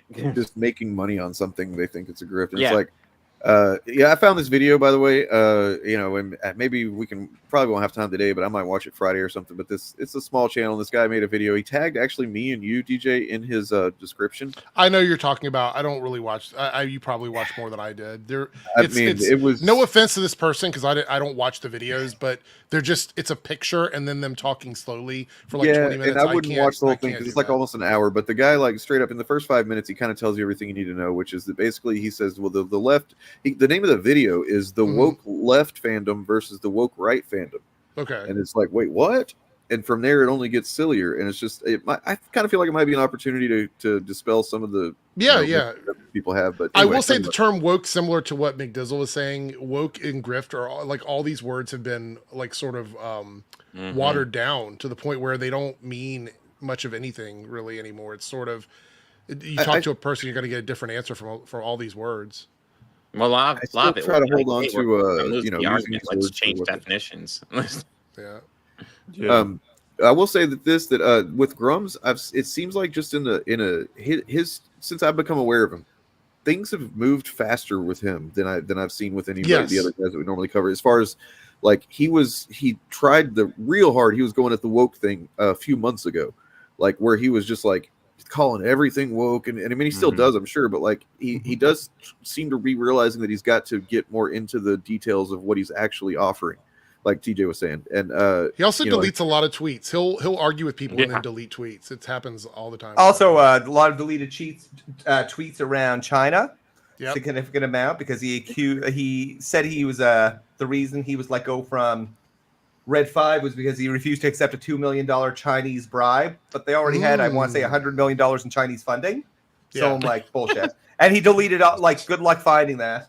Yeah. And it was that was his grift for, I'll use the word grift because this was a clear grift for a while, which was he had an anti-China grift for quite a while, which it was like, watch over the Chinese investment taking over, which, when I saw the Black Myth stuff, I'm like, I don't know how he still had any following. And whenever he literally said, he was like, yeah, you know, I'm calling for censorship of stuff that wants to censor shit, you know, or whatever. It was like just flat out admitting that he wants to censor things because the things that he wants to censor. Yes, he did. They called him a double standard, and he actually admitted to it, but then he retracted that and then deleted that tweet too. So he's just a history of deleting tweets. But yeah, go ahead. He just throws out a bunch of shit until something. Yeah, all that stuff's bad, but you know, this crowdfunding scandal's, you know, objectively pretty bad. I think. Absolutely, yeah. And no matter what way you look at it, it's a huge amount of money for not much of a product. There's a game. There's a playable thing people can go into. You can go into. There's a mech. There's some enemies. It's glitchy. It's buggy. Do you think this game will ever come into existence? Like, do you think they'll ever release it? A final release? No. Yeah. Okay. What I do think will happen is Mark will get to a point where he's comfortable doing a Kickstarter because he'll need that extra income. But he's also talked about he's worried about doing a Kickstarter because he might get banned off it. So we'll do it with his own fundraising platform, like that's kind of built within his website. That's another thing we see these guys do. They don't want to play by the rules. They want to like make sure that they're locked in with this money. They create their own little system, and it's crazy. Which people have had trouble canceling from. I know that, but do I think the game will be released? No. Do I think that he might get to a point where he does a Kickstarter? Maybe. I don't know. That's up to him. He could do a Kickstarter right now if he wanted. Like, there's no, like he wants to get to a point where it's a nice playable mock-up. I don't know how close he'll get to that. Maybe he'll get real close. Maybe he won't. Maybe he'll just say fuck it and we'll do the Kickstarter now because this is what we have and I made a cool video. Like, and he makes a cool marketing video for it. I don't know. But based on the history and how long it's taken to even make a demo, keep in mind, this isn't a new innovative idea the game he's making. He's literally making almost the same game that his company made before. Yeah. So this isn't like the pinnacle of innovation right now. Like, it really isn't. Oh, wow. So is he still working with the same exact team or is it another team? So it would. How many of those assets are his? How many of those things are his, and how many were taken from his previous game? Oh, I don't think any were taken from it because I think he was let go before the game was even released. Oh, okay. So, but all the inspiration, and you know what? From an ego standpoint, this guy says, you know, it's my game. It's my game. That kind of messes with me. Like, in the context of that place had like somewhere around 100 employees. They had attrition. People left. People come. So hundreds of people would have worked on that game. Hundreds, you know, of different ideas. And I talked to a Red 5 developer, confirmed everything, who worked there. And they said pretty much everything you see around him is true regarding his time at Red 5, which was ridiculous. He was gone for weeks at a time. They invested in a whole bunch of camera equipment for something called Stage 5, which was a whole bunch of weird rap battle content. It was a mess. It was a mess. So for those reasons of Mark's inability to manage a project, I don't think the game will ever come out. They can get the Kickstarter funding, but the average lifespan of someone is, you know, Mark would be very old, I think, by the time it got completed. So I just noticed, by the way, did you see this crossover that apparently happened? I mean, I know he was on with Eric July at one time. He was on Hypnotic's thing, and then here's this. So, like, I guess these guys just kind of like have I don't know if they have a little lobby, bar they hang out in, share grift tips or something. I don't know. Yeah, maybe. And then this is literally the guy. That's the guy that you were talking about. Yeah, the one that made the videos. Crazy. Yeah. Oh, nice. That's funny. It's the circle of life. Yep. Yeah, that's awesome. But yeah, it's pretty, like, I'm looking forward to other people. I have like another video I'm working on, and that's kind of my wrap up of it. Because again, it'll be about 2 weeks. I wanted to have the video out earlier this week, but you know, life. And so hoping to get that out at the end of the week and be done with it. I've done my part. I know a lot of other people are looking at it. There's a lot of pressure on them, and I'm glad I could put that pressure on them. People have invested in the game, deserve to have the game. You know, it's much different when someone's like, let's say someone's a member to your channel, and you know, I know I have members of my channel, not a whole lot of them. I don't offer them shit, not in a bad way, because I just know I can't commit to it. I literally say, like, you might get some members only videos, and I do very occasionally. But when you're crowdfunding for a game, that's the product, right? So I think the big thing that raises flags in people's head is him admitting about taking 2 years off, getting this huge amount of income, like well over $100,000 for not working on the game each year. The lack of progress, the missed commitments on that M3 milestone, which was 100K. And again, there's the general peripheral shadiness that he's not the CEO of the company, some old dude is. And if you start thinking, like, I'm not a lawyer, but I do know enough to know that there potentially could be legal consequences if you have a CEO of a company who has zero involvement with the company's operations, and the total purpose of them is just to be cover for yourself. Like, there can be legal challenges with that. There were changes to Indiegogo recently as well, with like promises to supporters. Yeah, it was like a couple of weeks back. They were going to enforce like people that are very late on their sorry, my door is being open. They were going to enforce people who were late on projects to refund backers if this happens, and that would be devastating to like people who I guess are trying to scam people or con people or whatever you want to call it, because they would be responsible for keeping that money on hold until the projects are ready to go. And we know you talked about, you don't really know all the details of all the stuff that we cover, but it's a very common trend that people who are making products like this are late or have not delivered or have been milking it for a really long time. So it's almost always Indiegogo, almost exclusively Indiegogo. That this is interesting. So now, I will flip it on the other side, though. I'm going to play devil's advocate for a second. And here's a situation I don't know anything about. This is why it's probably devil's advocate. I talked to someone who is more on the right side of things about this, because people are interested. They compared it to a Gamergate 1 situation, and was like their jaw dropped. Brianna Wu, did she do something similar to this? Did she crowdfund a game and disappear? Am I going crazy? Do I have the right person? Do I have the wrong person? Remember, I mean, I know my co-host from one of my other streams would probably know this better than I would, because they're generally more familiar with Gamergate. But like, I'm definitely not. Like, I'm really not. But Brianna Wu is somebody that, like, at least now I have no respect. So apparently, Brianna Wu was connected to Space Cat. I'm guessing that was it was a Kickstarter, and it looks like there was an issue where something wasn't delivered on time or hadn't been delivered. But that was 8 years ago. So it's been in development, I guess, like all this time. Hold on, let me see. Let me double check. So like the last time that I think I looked at the number of like projects just within the Comicsgate banner, under that banner that were late, it was like a significant portion of them were at least late. What is Comicsgate banner? Is it like a compilation of people? Like, what's called? I mean, comics. I just meant like Comicsgate, the figurative banner of Comicsgate. People that claim that label the same way that people claimed Gamergate, right? Like, there's a few comics creators. They make comic books that are supposedly anti-woke. Collectively, all of them have maybe released 3 books. There actually are some that have been released, and there's a few guys that do apparently get their stuff out. It's just not the most well-known ones. The game is done, so it is out now. But 8 years ago, they were complaining about it, and obviously, so it actually did come out. Okay, yeah, so it actually eventually did come out. It was on Steam.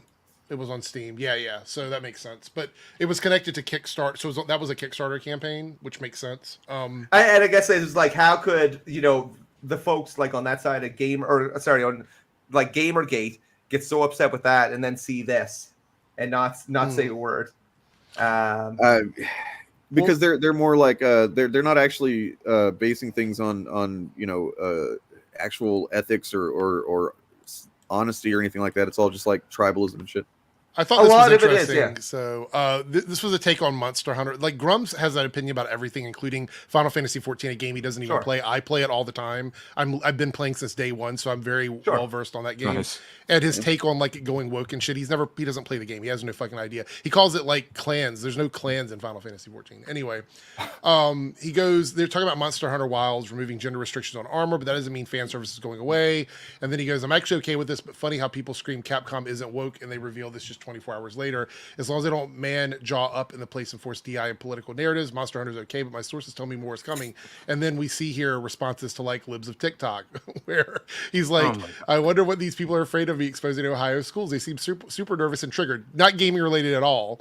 And then he goes, I do the same for gaming. Since politics are downstream from culture, you should give me a follow and I'll provide as many examples as I can.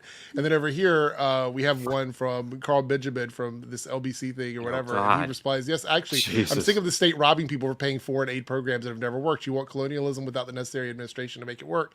Colonialism was probably a net positive. So this is like, this is why, yeah, that's what I mean. Like it's clear that he's trying to get views or eyes on his content by dipping his toes in everything that, and this is probably why he has a connection to like Nerdrotic and Critical Drinker now, because they took the bait. He kept trying and they finally were like, oh yeah, we'll take the bait with this.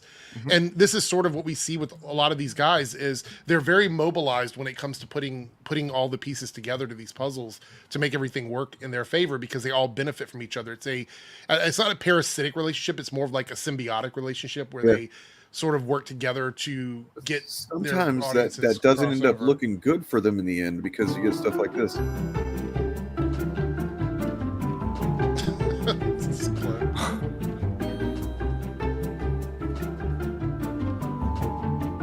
Yeah, it's a lot. Just whoops. Oopsie. Did we accidentally do a shitload of content in in a short amount of time with a guy who's now known to be paid by Russia to? Yeah, exactly. That's interesting. And Grum's politics, doesn't surprise me. Do I think he believes all of it? No. None of these guys do. Almost like it's, and you know what? One thing I've learned over the last few weeks, and I've talked to way more people on Twitter than I thought I've ever had. I had like 300 followers before. I think I got 3,000 now. I know it's not a huge amount, but it's about 10 times the amount that I had. There are a number of, there's people with different views all over, this culture war stuff. I think there's some far here. I think there's some far here. But I have seen a lot more tolerance than I expected, at least around this specific issue.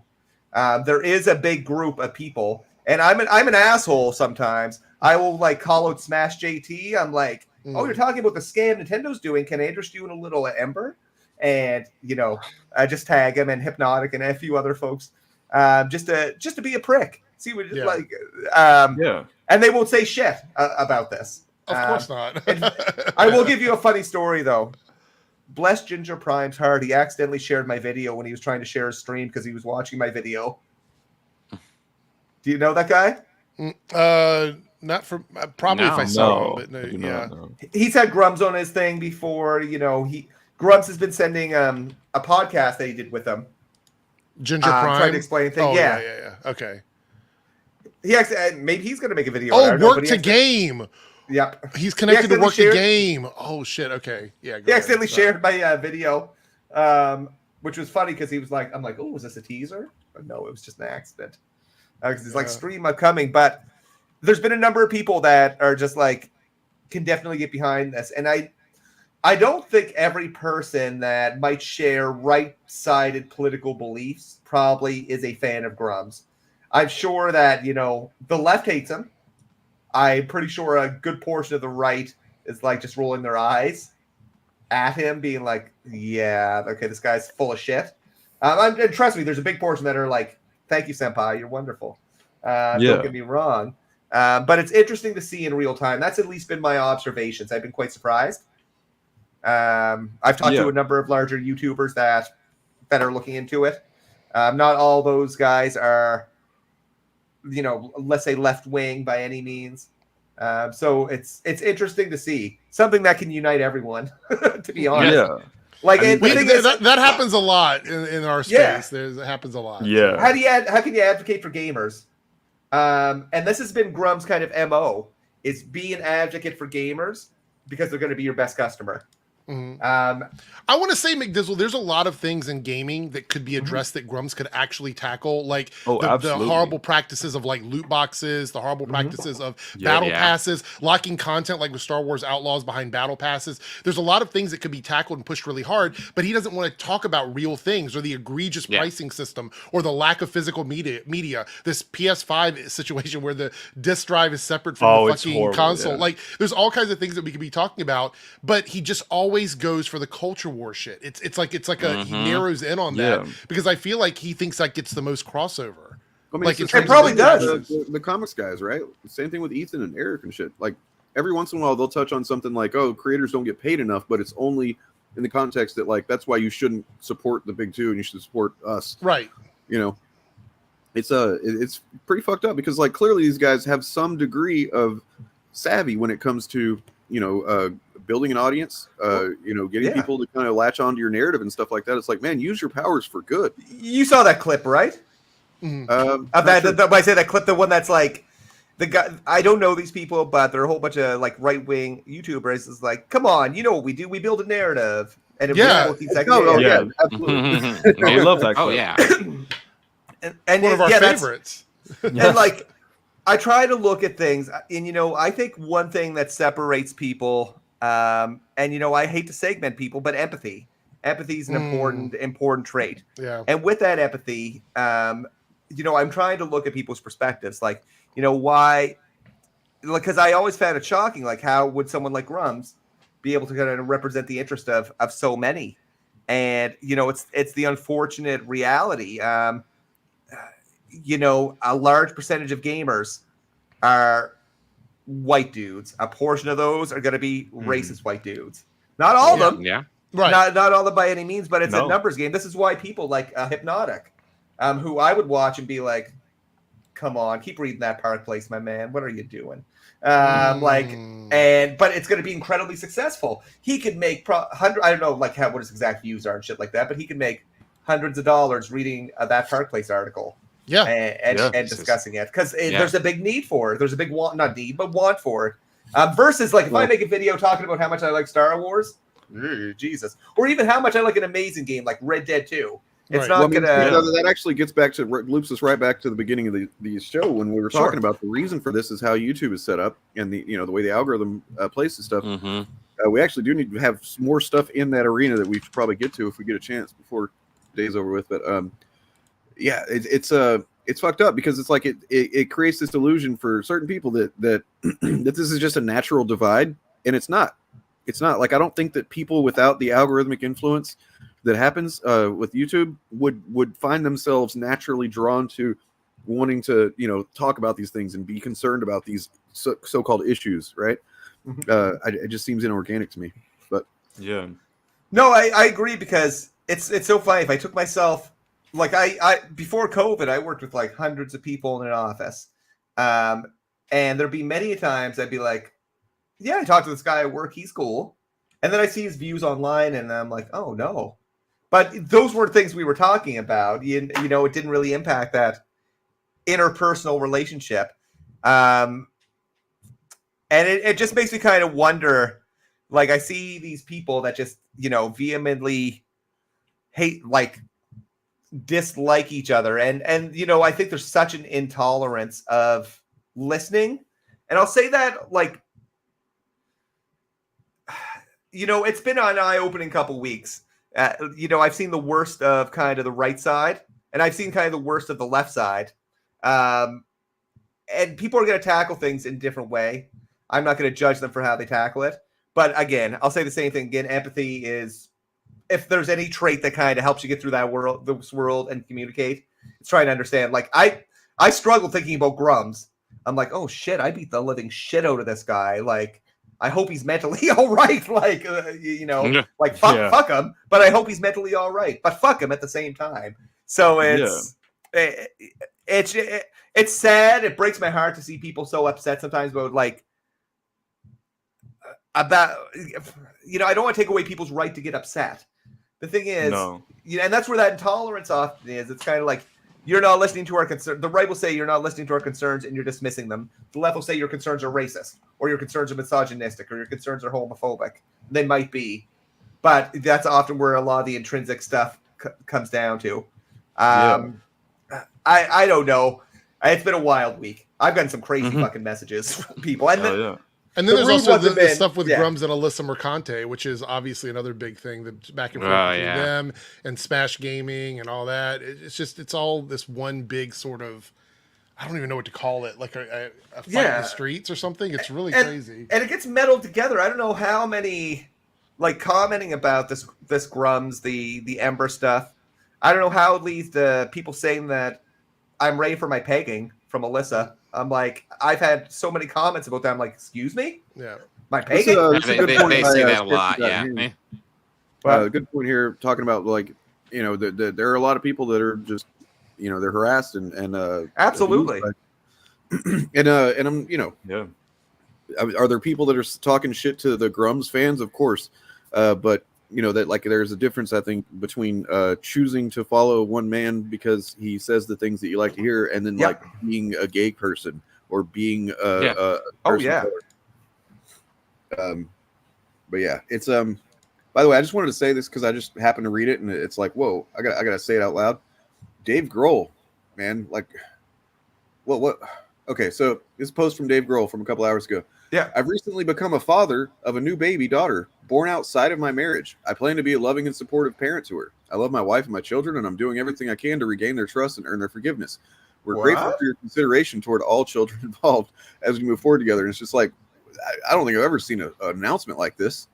No, that's something you usually keep in the home for the most part. Yeah. But like, you know, most people keep that to themselves. Even whenever he does something kind of shady like that, he kind of handles it like a Chad, you know? Yeah.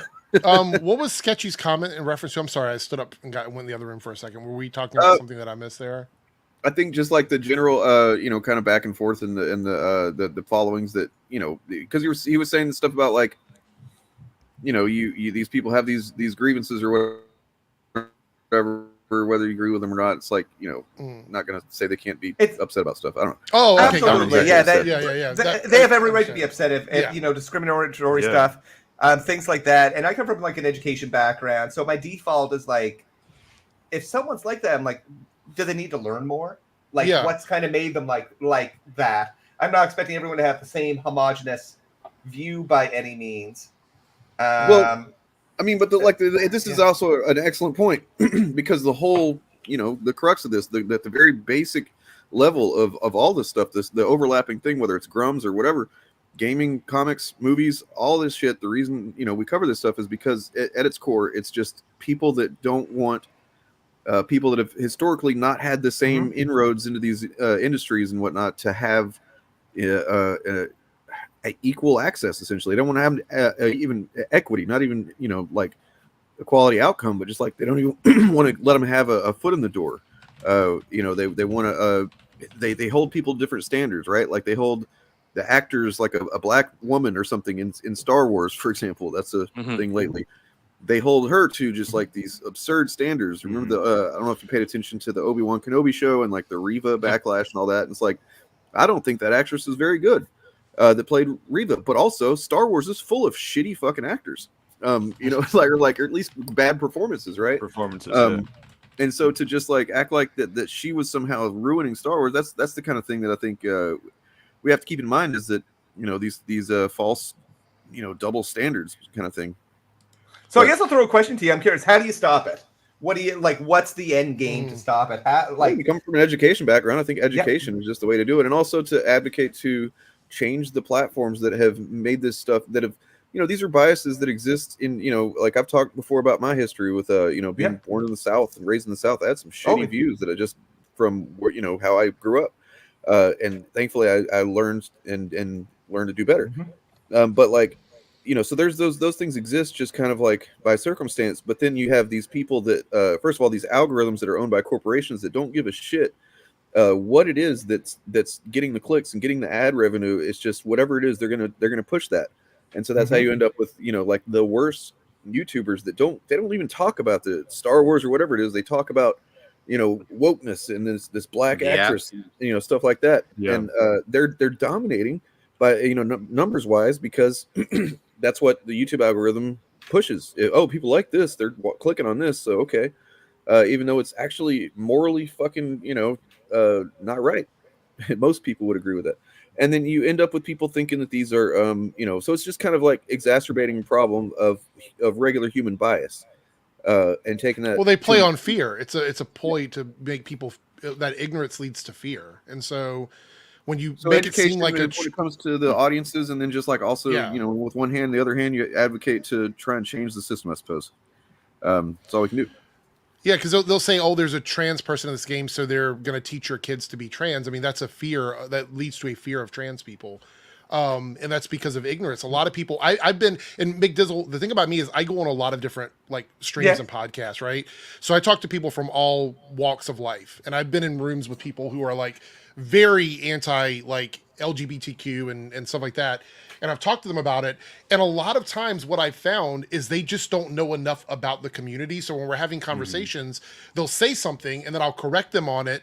And sometimes they're like, oh, okay. And other times they still just don't want to hear it because it's been ingrained in them, indoctrinated or like an unconscious bias. Yeah. Almost. And you don't have to want to, and what I always tell them is you don't have to associate with people that you don't want to associate with. I think that is the false narrative being creative here. Like, I don't think if you don't want to see a drag queen, you don't want to go to a drag show, you don't want to be at a pride parade, you don't have to go to any of those things, but you certainly shouldn't say that gay people can't exist in media because you don't want to see them. That's another step. That is a step too far, because then you're saying that they can't even be in a space that you share.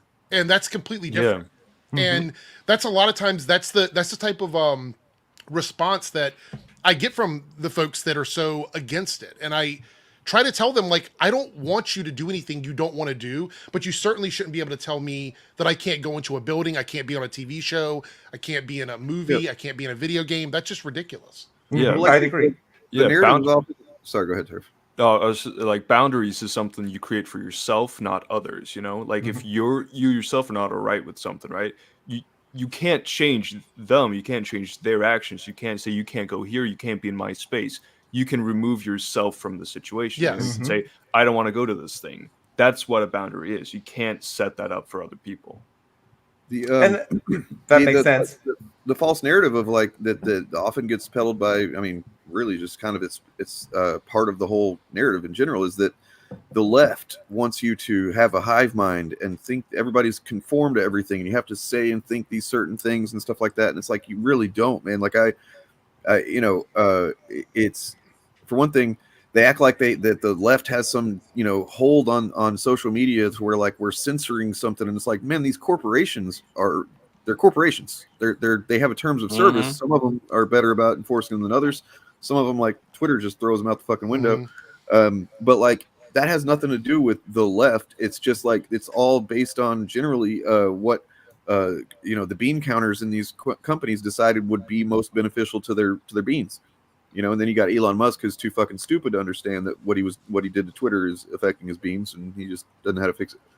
Anyway, it's the idea that we're just trying to conform, make everybody conform to some uniform type of thinking and speech and stuff like that is absurd. It's just about like they say that, when what it really is like, hey man, if happens to be a trans person around, and they say, hey, this is who I am, my pronouns or whatever. Like, first of all, why are you rejecting that as if pronouns aren't a daily part of life and you use them for yourself and everybody else in your fucking existence? The second of all, like, just because you might be able to tell that somebody is a biological man and they're now a trans woman, why does that fucking matter? There's something you have to highlight and point out, and like, I don't know. It's just, but like, it's exactly what you said. Honestly, it's empathy. It's a lack of empathy. If you can't see someone else as a human being who has suffering and needs and wants and desires and hopes and dreams and all that stuff, and you just like only see from your own perspective, then you're gonna, not prioritize that shit. And that's, there's no easy answer for sure. No, I don't think there is. I don't think there is. But yeah, it's keep an eye on the Grums situation. Again, my work's almost done with it. I'm tired. I am. You've been going at it pretty hard, man. I salute you. Yeah. It's been a good investigation, but it's been like 2 weeks and I'm done. Like, I want to play some video games. Every waking moment that I have been working has been this. So yeah. What about post Grums? What's the channel looking like? I don't know. Fair. You know, I'll use the term, like, you take away the term con man because I don't really have any cons going on, but my content is just nothing really consistent. I started as like a Red Dead channel. I just did Red Dead Online. I did a bunch of data mining, and I think that skill kind of led itself to that. I did some cyberpunk stuff. So it just really games I enjoy. I just subbed. You got a new sub for me, so I know, and I appreciate it. Yeah. I like making videos, like if I have the time to spend on some nice ones, and I have some nice ones down there. A couple that Baldur's Gate 3, fuck yes, hell yeah. Baldur's Gate 3 is awesome. I need to play Baldur's Gate 3. It's really good. I'm getting ready to do one of my evil playthroughs, so that's going to be. Fun. I had a good Dirge playthrough, but it was interesting. I started, I think, going down this road. I did a couple Star Wars videos. Interesting note about the like percentage was awful as expected. I made pretty good points, but it was about 40%. The like ratio on my Grumps ones are around 80 to 90, high 80s. Nice. So I think it's really resonating with people. Yeah. I know one of the first I had a large content creator reach out to me who's investigating it, and one of the first comments he asked me was shill clips at McDizzle Gaming. I got the good Baldur's Gate clip. That's funny. Yeah. That's me. That's me about Red Dead Online trying to feed my cat a carrot. To sort of piggyback on what you were asking earlier, McDizzle, about how to change things or whatever, and I think we have like over 115 people watching right now. Nice. I say this a lot, and I want to just reiterate this, is you guys who are watching, you guys are amazing. But please share and engage with our content, because the biggest way to get back at a lot of these channels is to support the things you love as much as the things that make you upset. Because at the end of the day, outrage gets clicks from both people that love it and hate it. Whereas the stuff that people love, you tend to just sort of go, yeah, that's okay. Give it a like, move on, whatever. You might not even engage at all. Like, honestly, subscribing, liking, engaging, commenting, all of those things, as silly as they sound, they will help channels grow, and they do help to push back against this algorithm that we're all fighting against. Exactly. So, yeah, sorry.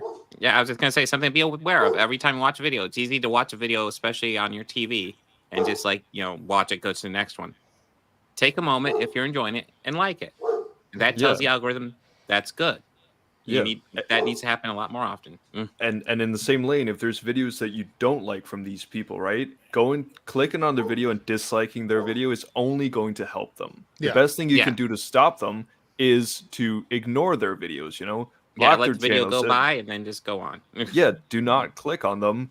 And then, promote the content that you actually do want to see. I often, I don't know if often, but I've thought this a lot, right? And also said it sometimes in my videos that, if you really want to make a difference, I don't even think that, you should be trying to promote my channel, because my channel is not the content that, I ideally want YouTube to be filled with, right? Because my content specifically is very focused on going anti the anti-woke people, the people who are constantly saying this stuff and these channels. I don't think there's anything wrong with channels that debunk liars. No, not at all. It's not in that sense, right? It's like I don't think they're grifters, honestly. Yeah, in this, in the space that YouTube is in, right? It's like channels like us are needed, but it's like ideally, I'd want people to promote, just normal fandom channels. Doesn't have to always be positive, but just people who are there for the content, who love the things that they're talking about, who are passionate about it, who want to have meaningful discussions about it, critique it, praise it, all the good stuff, right? If you guys have the channels that you like, watch their videos and remember to leave a comment, leave a like. It really does help out. It's not like it's just kind of a human nature kind of thing. Like when you think about, you're much more likely to leave a Yelp review if you had a fucking god awful meal.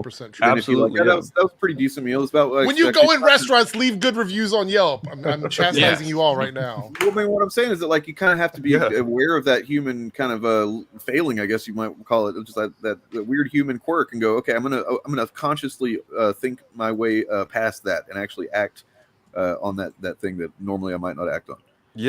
And we appreciate it. Yeah, and I just in general think that it's really important to focus on the things that we do enjoy, and also you said, McDizzle, right? It's like now after Grumps, right? You want to go enjoy some games, you have fun and stuff, and do the videos that you're passionate about and stuff.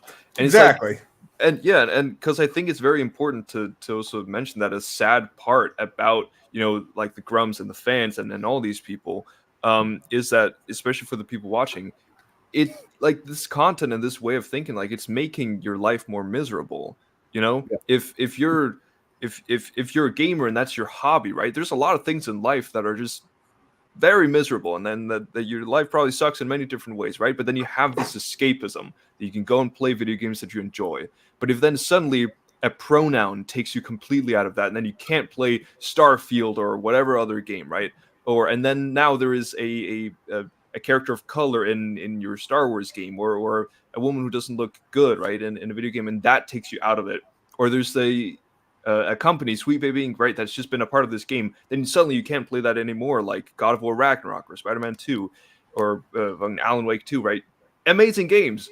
Like, but if these small things get you out of that experience and make you not play these games just because some YouTuber or some person on Twitter said, oh, this is woke, this is ruining everything. Like, that's just taking away your opportunity to enjoy your own hobby and experiencing these awesome games. And yes, there's bad games as well, but like, to me, that's just miserable. You know, you're ruining your hobby, something that you're usually passionate about, for these small things that really aren't significant to your life.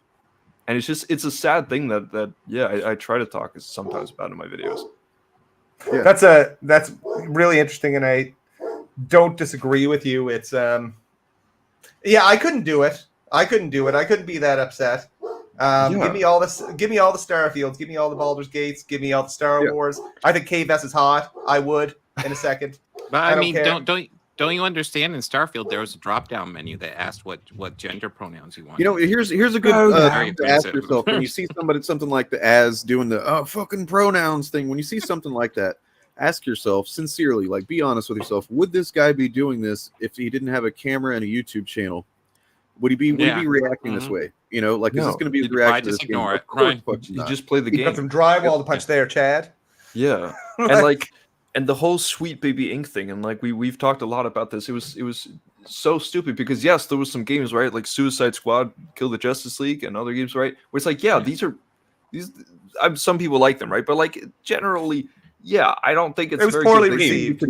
Very poorly received, and there's some practices in there that I completely disagree with, you know, and there are problems within the gaming industry. But Sweet Baby Inc. has also been, you know, has also helped on other fantastic games, like I just mentioned. God of War. Right? Yeah, God of War Ragnarok, fucking Alan Wake 2.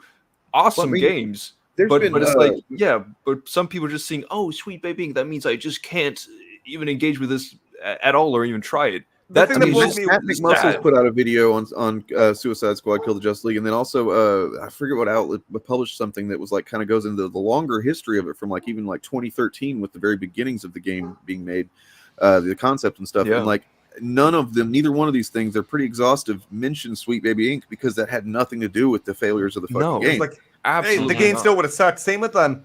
The ones that blow me away is seeing Forspoken kind of paraded as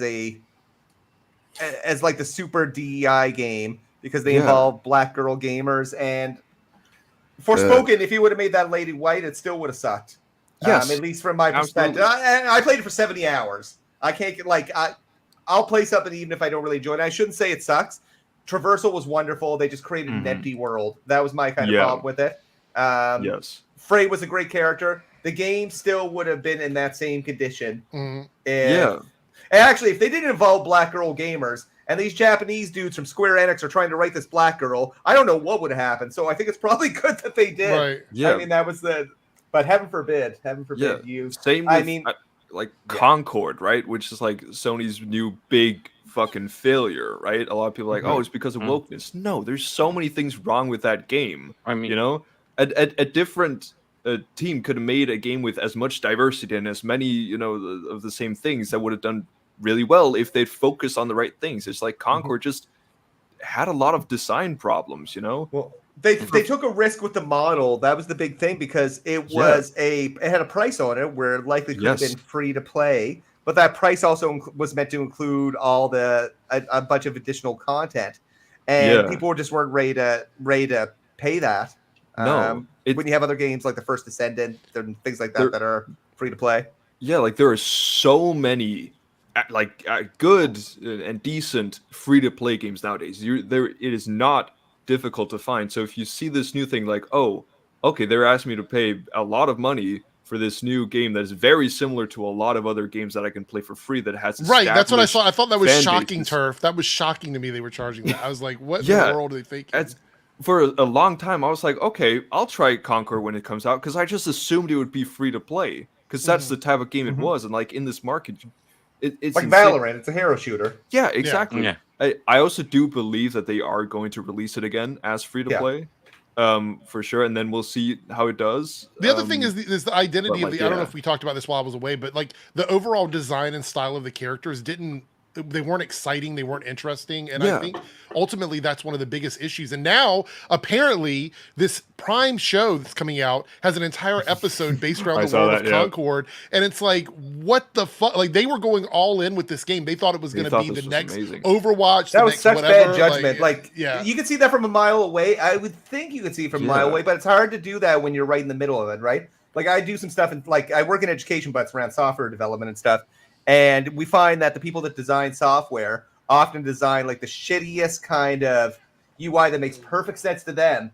But as an end user, you're like, what the fuck are you talking about? Excuse my language. What the heck are you talking about? And it gives them a lot of We insight. curse here all the time. Don't worry. Yeah.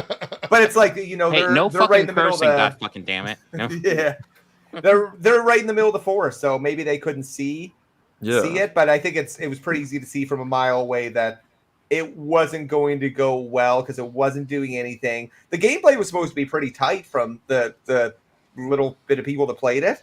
Yeah. But it needed to do more than that to justify that a price tag of anything. Absolutely. Like if it does release as free to play and like they've improved it, I might give it a chance. But in general, I've been disappointed with what PlayStation are doing. Because last generation they were the kings of gaming, and their focus on single player games that were just so fucking good, and like people were buying their consoles just for those games. And there's also, I do believe they've had some very good games this like generation as well, but a lot of them are sequels to the games from that generation. The Last of Us remastered, revisited, released. Spider-Man 2, God of War Ragnarok, right? Awesome games, but like they're sequels to the big ones from the last generation. But it's like they've also talked about it a lot, right? Where they changed their the future of PlayStation to also focus a lot more on live service games. I'm just like, it's just like, if you, I understand from their point of view, it's like if you manage to get a live service game that's massive, like a Fortnite or something, you're gonna make money forever, right? Like you've. That's what everyone wants. They want the next Fortnite. That's what they want. That's the whole motivation. Exactly, but like even Fortnite tried to do a Monster Hunter clone that didn't work. I don't even know if that game is still out or not. People are still playing that, but exactly. But it's like by PlayStation just trying to force that new big live service game, like they've just halted a lot of their stuff. Like the Horizon developers were Guerrilla, like they're now doing an online game. You know, Naughty Dog for a long time were doing their online game, which they were like, we have to cancel this because otherwise that's going to be our future and we're never going to make more single player games. And now we have to wait even longer because they've been delayed making their next game. And Naughty Dog is like one of my favorite studios in all of gaming. And to me, that sucks, right? And it's all because of PlayStation been focusing like, oh, we need the next new big live service game. And it's just taken away from what they're really good at making really fucking good games with good stories that make people want to play them. That's the game I was trying to think of. Dauntless. I don't know if people still playing that game. It was the one that was like Monster Hunter. I got rid of my PS5 a little while ago. I made the decision because I've got a PC and I have a Series S. I don't even have an X, but I do want to get an X at some point. But I like the ecosystem better. I get points for playing games and I can cash them out for money. You know what brought me into my PS5 was Horizon, because I really wanted the expansion for that game, and that wrote me into it. So if there was anything that kept me to get it, but it's even like things that you'd expect to be console exclusive, like a Helldivers 2. I played it on PC. They all come eventually to PC. And you know, exactly. Star Wars. I'm just playing an Ubisoft Plus it cost me like $20. which is wonderful, and it has cross-platform save, so I can go from PC to Xbox and that's awesome. And back. Yeah. You know what sucks though? They didn't add that right away though. They had the option there within the settings. It wasn't working until today, like the actual cross-platform stuff. So do you guys still have a little bit of time that you can be on, or what? I actually do have to. Okay. I've got to run as well. I've got to have some supper. It's about 7:30 here. So right on. Yeah. Well, thanks for being on, man. No worries. It's been a pleasure chatting. For coming on. Keep up the good work. Absolutely. Really interesting. Yeah. Thanks. Hey, no worries. If you want more information on this, I've got 2 videos on my channel that really dig in deep. I did a first one, and then I did a longer second one, which is the first one with a whole bunch of other things combined on it. Shitty editing because most of my videos are 3 to 5 minutes. Dude, I mean, I watched it like it's bare bones editing, but it doesn't matter because you pack so much fucking information into there. It's just like, holy shit. Go check him out. McDizzle Gaming is linked in the description. Absolutely. Subscribe. Yeah. If you ever want to come on and just talk about games, awesome. Actually, might do that sometime. Absolutely. Yeah, Connect with me on Twitter anytime, folks. Great meeting you. Awesome. Same, man. Take care. Enjoy your day. Yeah. See you guys. Real quick, I gotta gonna run this little thing here. It's just like a minute and a half or something. But who stuttered? He spent years not talking at all until one day he wrote a poem in high school. There was a teacher who looked at one of your poems and said, "This is so good, I want you to prove that you wrote this." Yeah. Do you remember standing up and reading that? Oh yeah, and getting through it without stuttering. From poverty, from silence, a boy who would later excel. The fact that George Lucas chose your voice. If you only knew the power of the dark side. Born in 1930s Mississippi, he followed in the footsteps of his father, one of the first prominent black actors in film. I am your father. What? I looked and I saw that man. Wait, Darth Vader is Luke's father? Yeah, that's crazy, man. Twist. Spoiler. Damn. No, this man is they call the law. He was coming down the street at me. I had visions in my head of being laid out cold and dead, or else murdered by the 3rd degree. I said, Lord, if you can, save me from that man. Don't let him make a pulp out of me.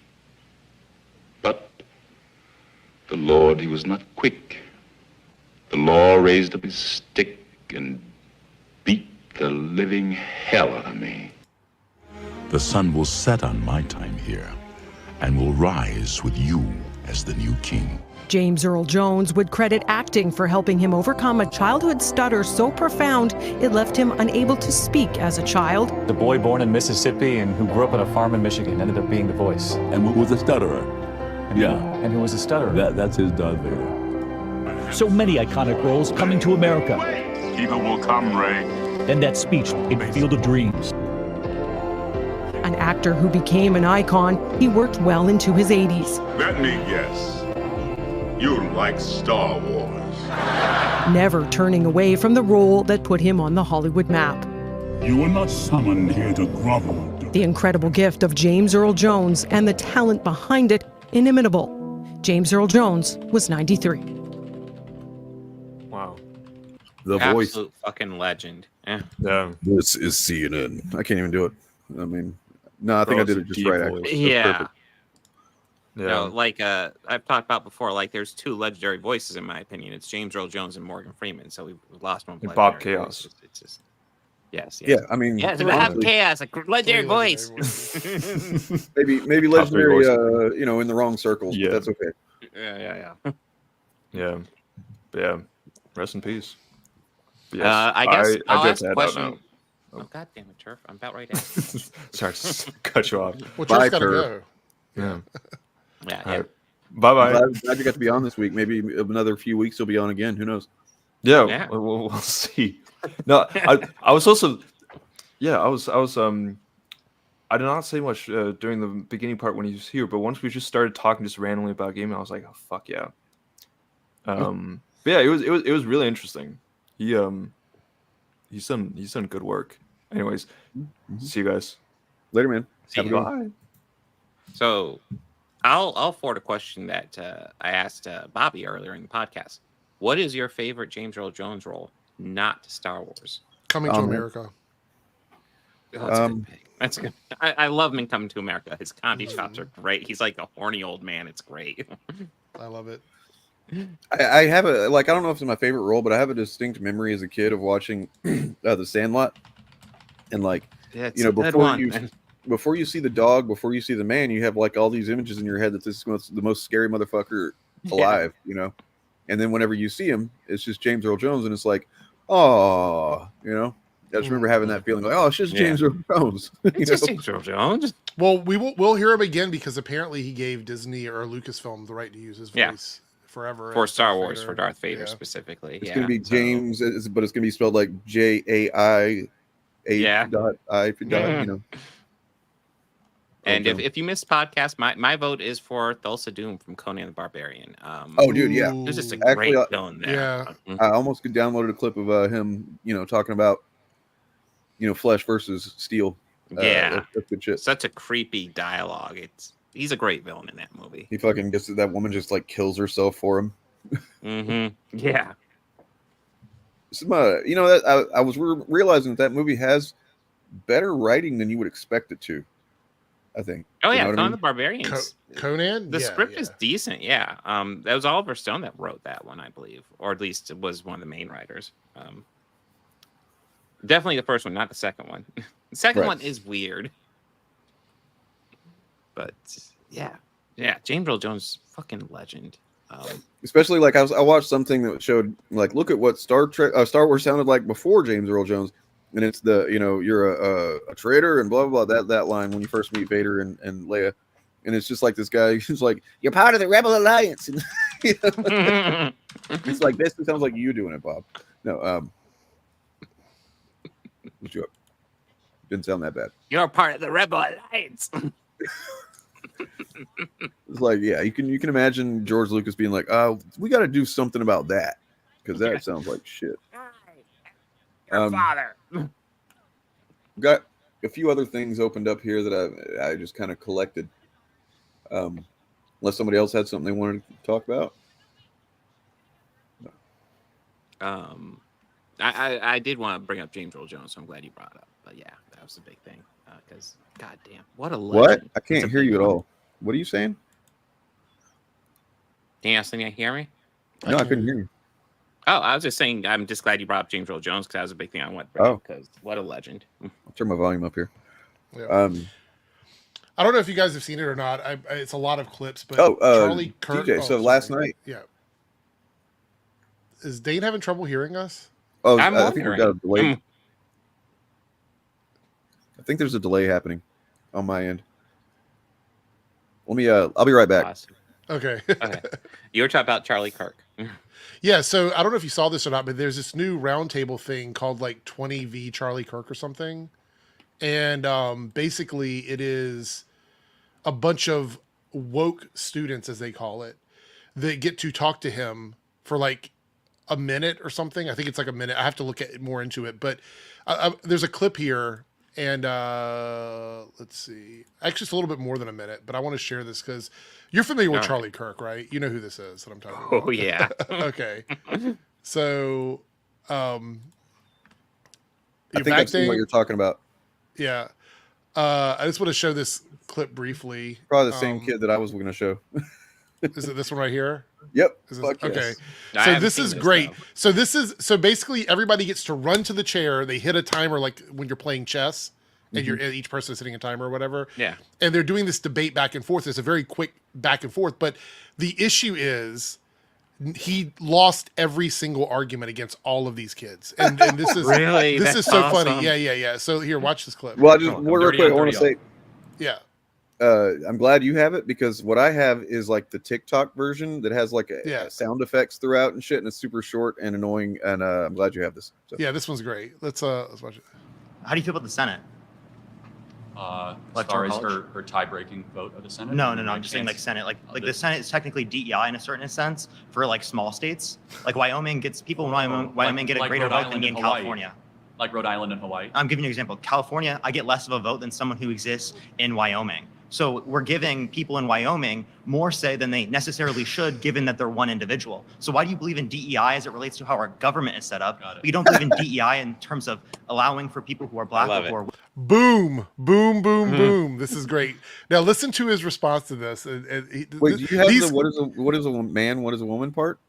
I have one of those. Yeah, there's a bunch of them. Well, this is the full clip from this guy. So if he goes into that, it's there. But there's a bunch of them. Women to be in positions of power that they have not been allowed in historically speaking. So, is the Electoral College and the Senate based on race? It's predicated off of diversity, equity, and inclusion. How is right? that? Like inclusion of country areas, inclusion of rural areas, inclusion of white men like you. Okay, so you mean like Hawaii? I'm referencing. You could say smaller states or places that have less people in it. So obviously would be able to have more of a say per individual. So your argument is that the U.S. Senate is a DEI. I gotta be honest, I've never heard that argument, but I think it's a little silly. But how is it silly? Argue against it instead of just saying it's I've silly. never heard it before, but I think it's brilliant. So it's silly. Well, I mean, it's the same thing we said. Like, so for example, I talked about this on another stream. Like people like JDA, right? JDA argues against DEI. He argues against accolades based on identity. But then in every one of his videos, he talks about being the leading voice in Hispanic media. Oh yeah, or the most prolific Hispanic sci-fi writer. But so I mean, he realizes without those. He's doing go ahead, it sorry. mockingly, maybe. Yeah. I'm sorry. No, he's doing it 100% because he tries to do it because he's argued with EVS about this. He believes that matters because he's doing it as someone who's trying to create this narrative that he has accomplished so much, but he can't do that without putting that qualifier in front of his name. That's the only way he can achieve that. And even that's a lie. So I think it's funny that this kid is sort of going, here's a situation where DEI exists that speaks directly about our government. And he can't rationalize what that is because it's all about the culture war to him. So he doesn't see the parallels to it. I think that's great. On its face, because first of all, we have on the House of Representatives it's proportional to population. Oh, Second, but the Senate isn't. So no, it's DEI. It's not DEI. Yes, it is. Why would you say it's diversity, equity, inclusion? Because Wyoming gets 2 senators. They're their own sovereign state, aren't they? For country areas, for rural areas, equity for rural areas. That's not right, for smaller states. So let's go back to the Federalist Papers and the Founding Fathers. Why was the Senate composed? Can you tell me this why way? it's not DEI? Like under your definition, well, why is it not DEI? Because it's not based on race. And by the way, it doesn't have to be based it's on also race. based. It's not based on equity, and it's not. So he doesn't even understand that the terms DEI can apply to things that aren't human beings. Right. In his mind, it is so fucking rotted and destroyed that his only rationale on this is that because it's not a human being, it cannot be diversity, equity, or inclusion. None of those things can count for groups of people or spaces. It has to be an individual person, one person. Based on inclusion. Can't you have DEI based upon different characteristics other than race? Let me finish. Whether or not you're a woman, whether or not. Let me finish. Why? It's because we are a collection of states. We are not a federal project. So states' rights usurp federal. Do you know what the 17th Amendment is? Do you know why the Articles of Confederation failed? Yes, but what is the 10th Amendment? Because states had too many rights, had too much power. What is the 10th That's why Amendment? we specifically adopted the Constitution. Parker, let me make one point, okay? Which is, how did we used to elect senators? It'd be population. No, we used to elect senators based on state legislatures. So the Senate is an extension of the state legislative bodies. That's not DEI. That's federalism. No. That's the way that our system is set up, which is a bottom-up, citizen-led government to allow the states, which are first and foremost sovereign. He's talking about something that he knows about because he thinks it makes him sound smart. Well, I mean, he's acting like something can't be two things, and some things can be two things actually. Right. A popsicle can't be cold and water at the same time. Like, you know what I mean? Like, I mean, like it's the kid here is people love to argue. The Chuds love to say, "Well, we're not a democracy. We're a constitutional republic." And it's like, well, we're a democratic constitutional republic. We're both of those. We're all that. All those things. Well, I mean, they used to argue democracy, but now they've now that they're fascists, that back. Yeah, they're pretty much outright fascists at this point. In this That's still DEI for the states citizens, and for those country areas. No, because it's colorblind. It's not that. Again, DEI is not only based on race. Yeah, hold on a second. Exactly. Diversity for country, diversity for rural, equity for rural, and inclusion of rural. That's an That's DEI. interesting point. So you think DEI is only race because you associate associate it with Kamala Harris? Let me ask you a question. Is there a single instance in corporate America where DEI is implemented where diversity means anything other than skin color diversity? So diversity. No, it's not about viewpoint. Women. What? Fine. How about? He's asking you about the Senate, bro. Charlie Kirk. So skin color, there's gender. You have to move the goalpost a little bit. Right, so he's like, you have to move the goalpost because he couldn't. He's tried to break the race, and he's like, no. What about gender? What about age? There's all kinds of things that are factored in. You got destroyed there. All right, but there's also no. I'm just asking a very simple question. The answer is no, because our system of government. That doesn't mean that's not DEI. Still meets your definition. The Senate is DEI. What was your definition, though? What was your definition? Diversity, equity, inclusion. Diversity doesn't only apply to race. You're just saying other people defined diversity, equity, inclusion to be based on race. You didn't. Let me finish. Because you're saying you didn't earn it. You know who did earn it? South Dakota and North Dakota when they charted themselves into states. Wyoming didn't earn it because they have less of a population. Into a state. Hold on. Oh my God! Let me find another one here. There was another one that I saw that was great. And the one with the man and a woman definitions is fucking fire. Yeah, I'm trying to. I saw that one. Here it is. Okay, this is all right. This is the one.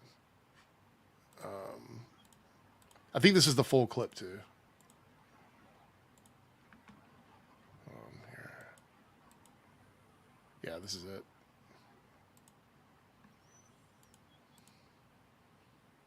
Naima. Nice to meet you. Okay, can I just ask, at how many weeks do you think that a fetus is viable?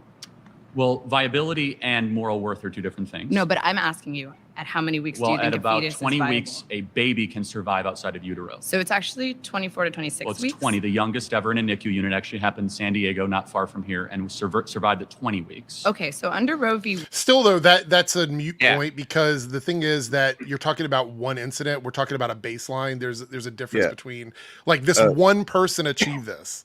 You know, Well, the reason because like his job is not to debate well. His job is to obfuscate and fucking like weasel around facts and points to like frame things in a way where it seems like he's debating well. You really saw it with the last guy where he is just moving that goalpost as he can. What about the history of it? What about Wade, 93% of abortions happened in the first 13 weeks of pregnancy. So this is a fact check. So they're actually doing fact checks here. So that's true. Anyway. That's 93% of the abortions happened well before a fetus is technically viable as a form of life. Let's go into viability. So what is it about, let's say, a 6-week baby that has a heartbeat, its own DNA, fingerprint, brain waves, that is less moral worth than an 88-year-old right now with dementia in a Dude, my jizz has DNA. What the fuck are you talking about? False equivalency, though. This is not even a proper like argument. Like he's talking about someone that is already born and lived their life versus a fetus. So I mean, it's just this weird argument. But let's. I think she gets him on this. The street. That person requires assistance, requires help. Look, so you can see like the look on her face is this like why are we comparing these two things? Like you can see the look. Why is it that the 6-week baby is of less moral worth? Well, first of all, it's not a baby, it's a fetus. Well, what does fetus mean? A fetus is in utero. What does fetus mean in Latin? What the I'm sorry. It means little human being. Ooh, the smile in Latin, right? Okay. Look, already one red flag there because of this. It's like here we go. What does it mean in pig Latin? Was that Dane? Sorry, I don't know if that's true. That seems it might be, but I don't actually. I've heard. Matter. Yeah, but the other thing is, I did see someone in the comments say that it doesn't actually directly translate to that, but that is one of the. You could translate it into that. Even if it did, even if it literally did translate to that, then it's from fucking Latin when they, they used to like, I don't know, they didn't understand fucking. So they can use Latin shit when it comes to their argument. When we try to argue about trans and cis, then all of a sudden it's like, no, that's not right. What does it mean in Klingon? Got it. But let's go back to we're losing track here. No, but is what species is the fetus? The fetus is not a species yet. It's technically classified as a parasite until it is viable. So, now, I want to talk to you about something very quickly. I can't let you get past that. Are you saying a baby is a disease or a tumor?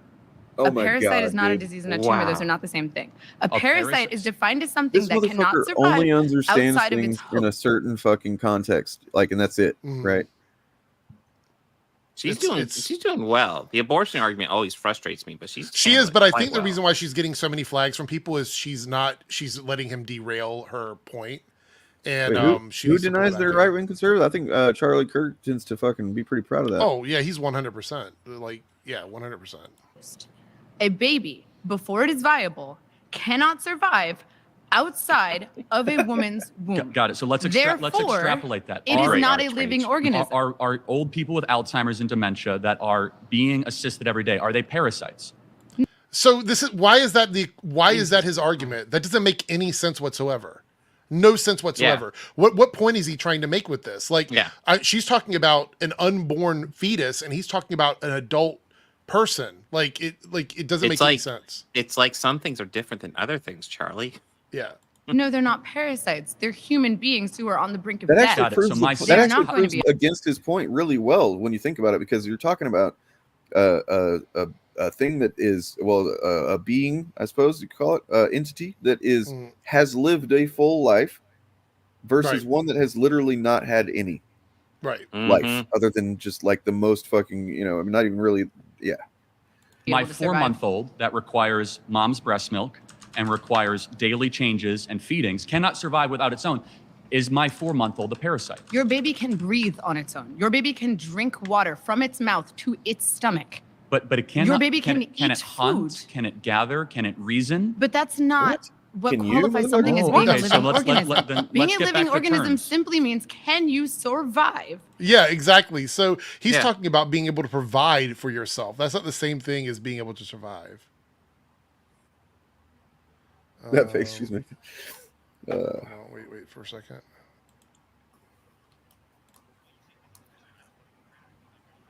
Uh-oh. Did we freeze? What happened? No, I had the video locked up. Hold on. Here we go. Oh, my bad. Oh. Yeah, there we go. Outside of a womb, outside of your host. Got it. So I just want to make sure I'm clear. Why does that then equate to moral viability? It equates to scientific viability. Why? Under what standard? Because it is not alive, and you are advocating for the rights of something that is not technically a life. Got it. So what is something while that has sacrificing the needs of the human woman who is alive. Got it. So, but a mom can survive. Yes. Without the baby in her. Right? Yes. The baby cannot survive without the mom. Yes. But a mom cannot survive without her lungs. So it's not her body, it's in her body. It's not her DNA, so it's not her choice. So it's It actually is directly her DNA. It's like what in the world? What the hell? All right, I think I found the clip with the what is a woman, what is a man thing. Hold on, let me see if this is right. By the way, Matt Walsh has a new movie called Am I a Racist? I'll give you a spoiler alert. He is. Let's see. I think the only one I can find here is the one from TikTok, but I'll share it. Let's see.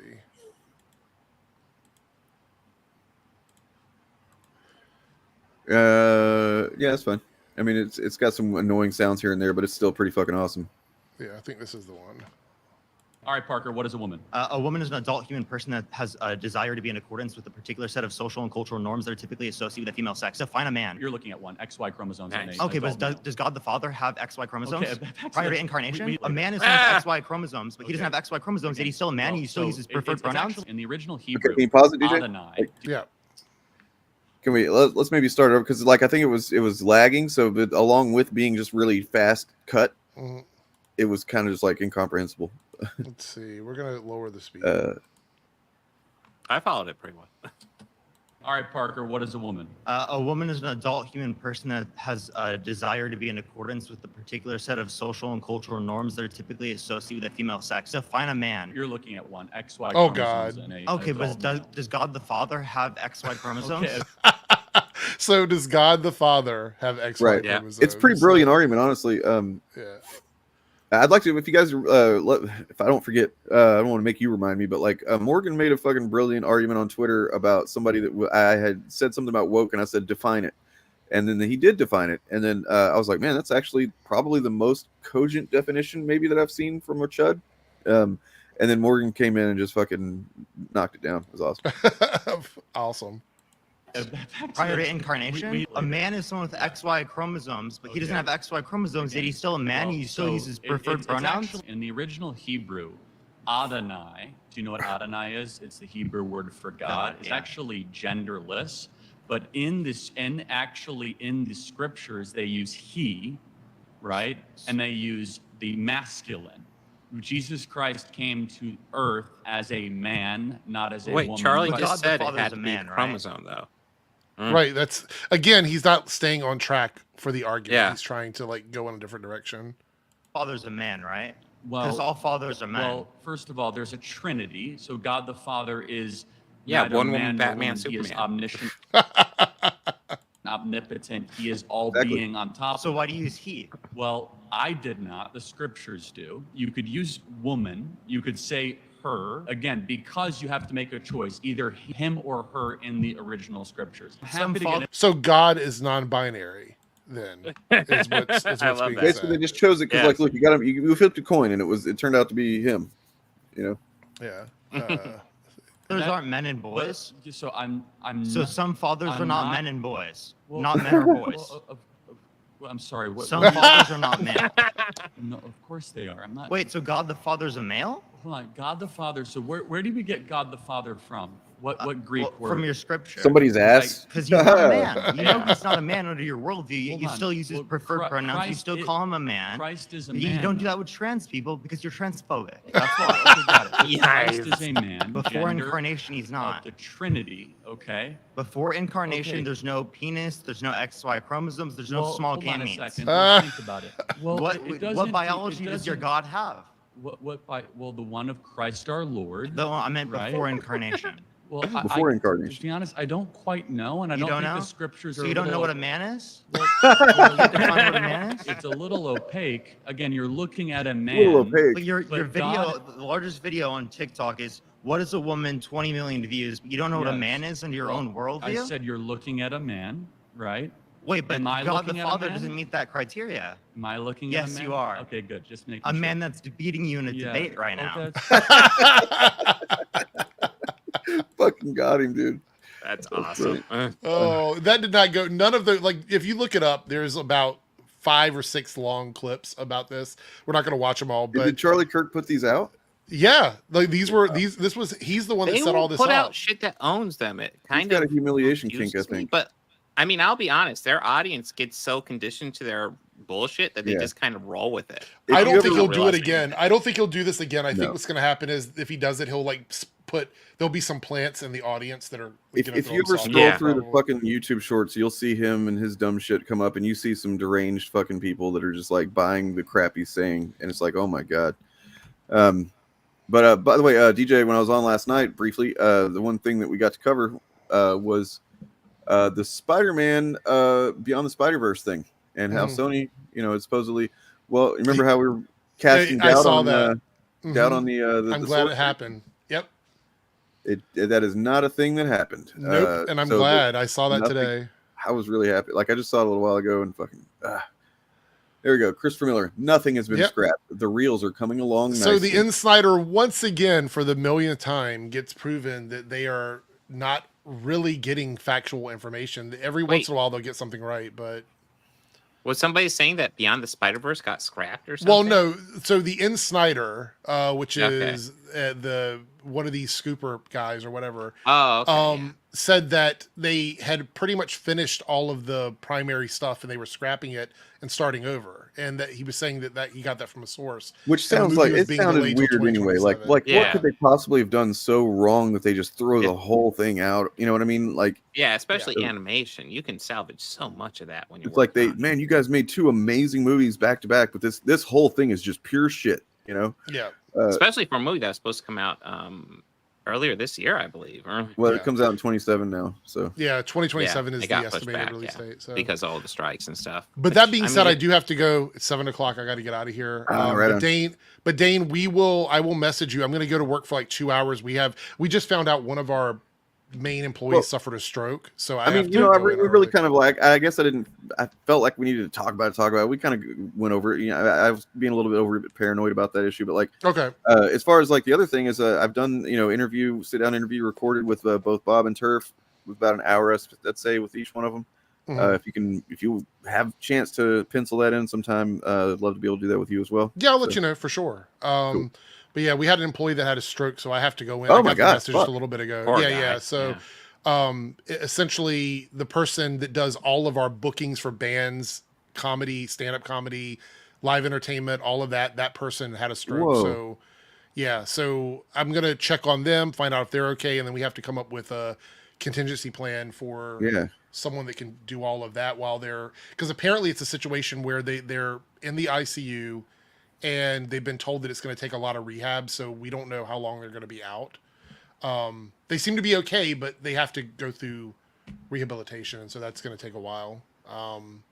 Yeah. Anyway, so yeah, but anyway, thanks everybody. I'll hit you up, Dane, and we'll get something set up. Right on. And have a good one, you man. know. And by the way, Bob, whenever I'm doing those streams, when I drop the link, of course you can stop in on Monday. All right, I will. It's usually late for me, but like if I happen to be off, I will probably go ahead and take you up on that. Okay. All right. See everybody later. Bye. Later. So God, it's you again. If you haven't seen this, I know that not everybody has been able to watch or has watched the our video where we reviewed Mahler's review of Deadpool and Wolverine. Ironically, our review was like over an hour, and his was like 15 minutes. So, nonetheless, if you don't want to watch it, I wish you would. But like, I do have this summer. What's up? I was just gonna say, according to the comments, they did a 5-hour review of it, and they're criticizing at least me for not going over the whole thing. And I'm sorry, they edited out a segment and said that was a review. That's what they uploaded and said it was a review. God damn it, fuck you, man. Like y'all are fucking. Basically, that was probably bait. Then is probably what it was. Yeah. Fucking bad faith pieces of shit. But here is totally not bad faith. Just like a summary of Mahler's review of Deadpool and Wolverine. I'm the best there is at what I do, but what I do isn't very nice.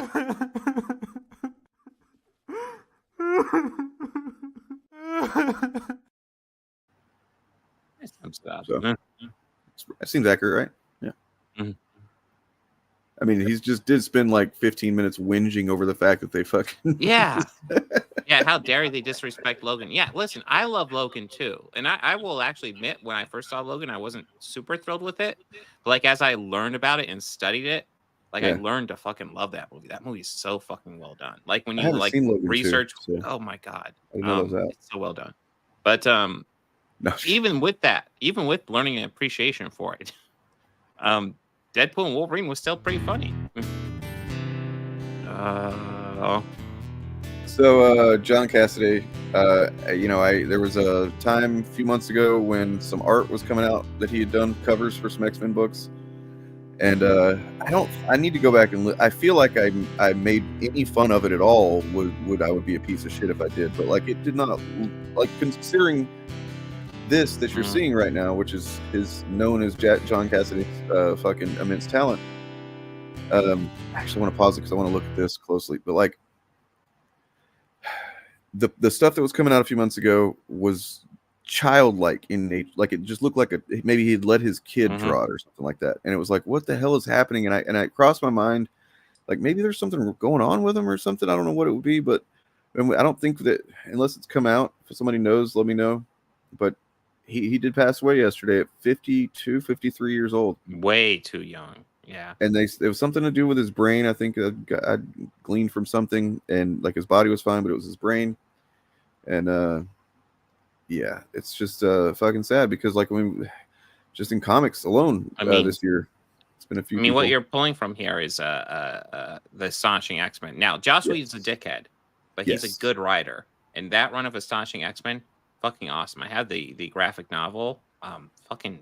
So I wanted to focus on this page right here because the fact is that this is fucking magnificent. Like for one thing, there were two comics two kind of stories that got me back into comics as an adult. So I'd been out of reading comics and stuff. I didn't know anything was going on. The first one was actually Civil War, and I was kind of confused by some of the characterizations in that one. But then once I read that, I was like, well, that the art's cool and stuff. My friend was like, well, read this now. And I had gotten out of X-Men because when I was younger, I didn't like the whole switch to the black leather era. I was like, I don't. Yeah, I didn't like it. But this is. Are you saying that a person dying is a fucking L that we're taking, man? And you're like, are you fucking psycho? I guess so, right? Like, Jesus fucking Christ. Anyway, so Astonishing X-Men was the second thing I read, which was definitely a step up in my mind then, and still. But like, they get back into the costumes. Literally, it's the first issue. Cyclops is like, we're wearing fucking superhero costumes again. We're being fucking superheroes, goddammit. And and they end up in space.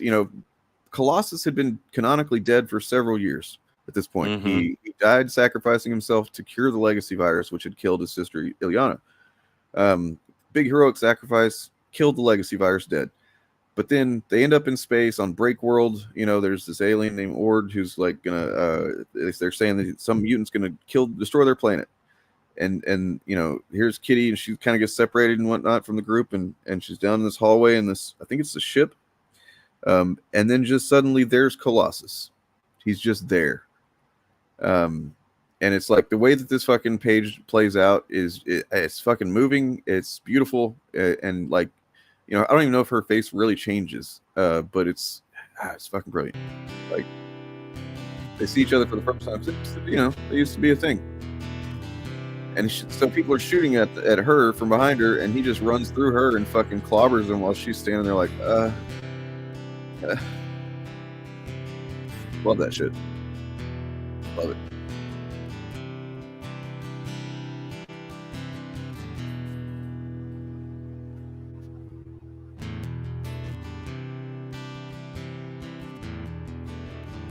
He's the guy that was drawing Star Wars. I mean, like this revival of Marvel Star Wars in 2016, I think it was super duper fucking successful. I don't know if they get enough credit for that, Marvel, but like the new run of Star Wars shit. Like, look at this. That's fucking cool. Planetary, which admittedly I haven't read. Do I read that? No.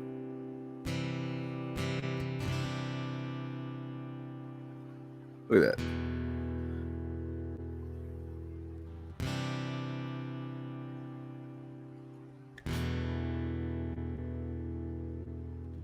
That is so good.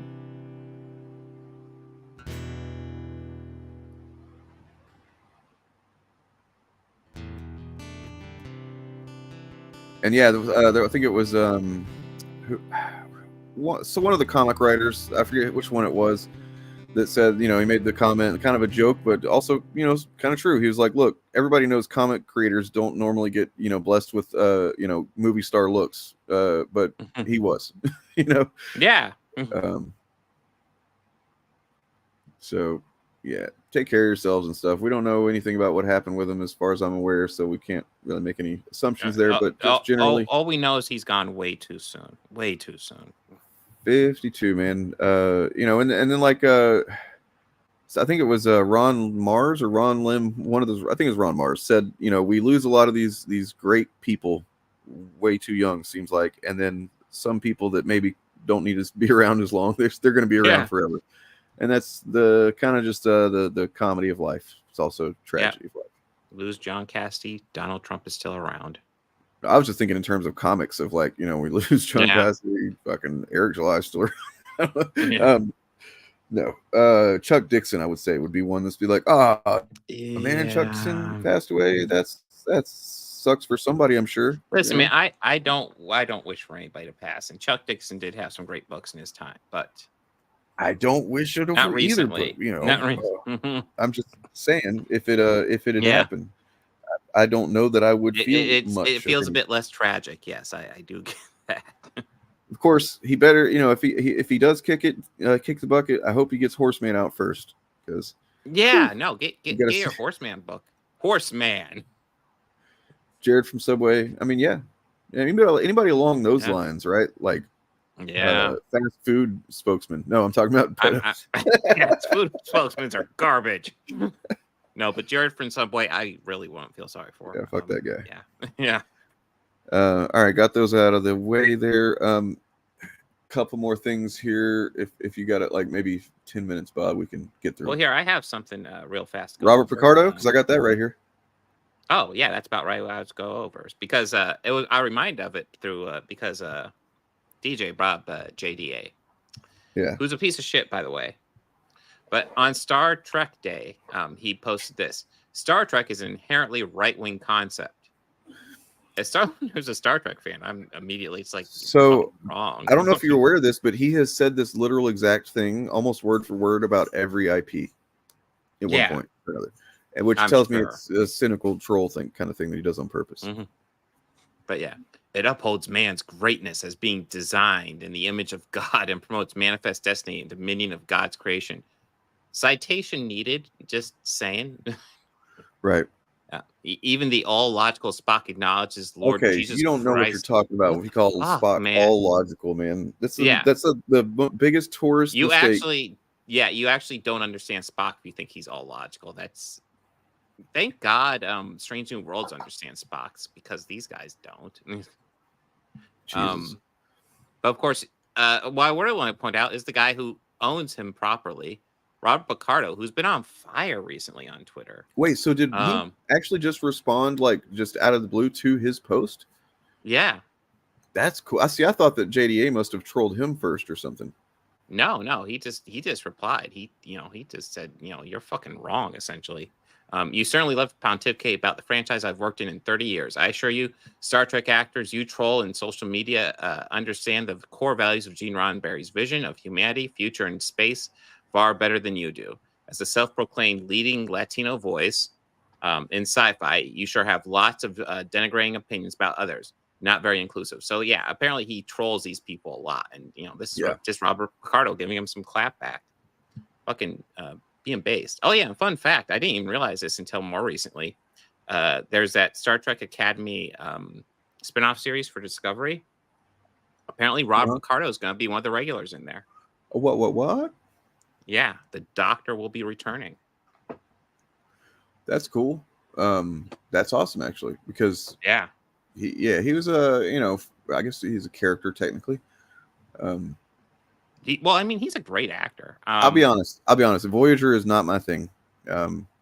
Yeah, well, I will say Voyager is not one of my favorite series by a decent margin. I'm definitely more Deep Space Nine, TNG, but he was great in Voyager. That being said, like even though I'm not biggest fan of Voyager, I love the Doctor and I love Seven. Those are great characters. Well, I got another little bit of grifty poo we can round this out with some of the people we talked about at the beginning. I got a couple of posts get a little traction on Twitter. Actually, significant traction on one of them a few days ago. That being, I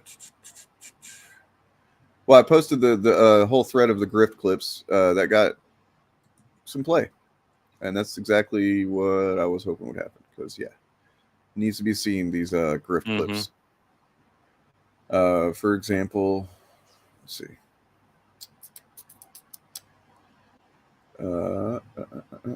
Okay, First, I had posted this guy. Y'all want to see some clips wherein Chud grifters are exposed and or thoroughly debunked in just about 60 seconds. I love this. And then this one was, a couple old guys, a couple old dudes debunking Drinker. Something like Cameron and Lucas or something, whatever their names are. No. I guess I don't normally get this kind of play on Twitter, so that's kind of cool. Yeah. Sorry, what were you saying? I was like, are they YouTubers? Did they do any movies? I'm confused by those old guys. I don't know why Twitter lets you do this 4 video thing, but I'm not complaining because this is fucking fantastic. I got all these in here. Hey. Bob's in there a couple times, of course. And then there's this fucking piece of shit. He wouldn't shut up for several days. But yeah, that's cool. That went around. Then of course, how dare you share this video, or at least a screenshot from it, and then try and act like they're the ones that are getting hate campaign. You know what I mean? Yeah. That's the Rewriting Ripley video that was shared. Mm-hmm. It's fucking idiots. The Russia bunch. Here's the lady female model from. Okay, I'm not trying to show you my entire Twitter feed, but Minecraft. I don't have an opinion on it. But I will say that my son, who is a big Minecraft fan, thinks it looks like shit. That's something. I don't know if my son's seen it. He's a huge Minecraft fan. Decent chance we'll go see it. But I did try to. We tried to encourage him to be like, look, don't judge it until you see it. It's just a trailer. Yeah. It could be really good. It's just. It could be. It could be. But man, I don't even know where you begin a movie with Minecraft. I mean, at least the Sonic the Hedgehog movies, I like the Sonic aspect of it. If you guys are subscribed to JoeBlow.com, stop. Oh, what'd Joe Blow do? Look at this post. Wow. What the fuck? They're fucking catering right to the Chud crowd. Yeah. Like, that's just, and I don't even know that they even give a shit. Like, the JoeBolo.com just seems like the kind of, group of, I don't know how big it is or anything, but they seem like they just, whatever gets clicks, man. Whatever gets clicks. Age? I don't know what you mean by that.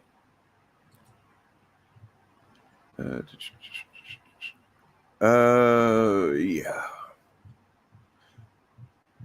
Let's see. Oh yeah, then this is pretty interesting. I love Rip Reverse Goalpost, man, because like he always tells me very entertaining. He always tells me like, oh, you're doing the right thing, Dan. Like whenever I said something like maybe I should quit YouTube or something when I was frustrated one day, and then like within a couple hours he had posted about it, like, oh, Actual Fandom's talking about quitting YouTube, and I'm like, well, now I'm not, motherfucker. And then same thing with this. It's like, oh, you're coordinating a harassment campaign against other YouTubers by pressuring advertisers. Would this be against, this?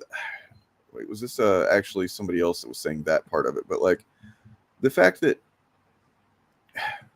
you're just kind of almost acknowledging it in a way.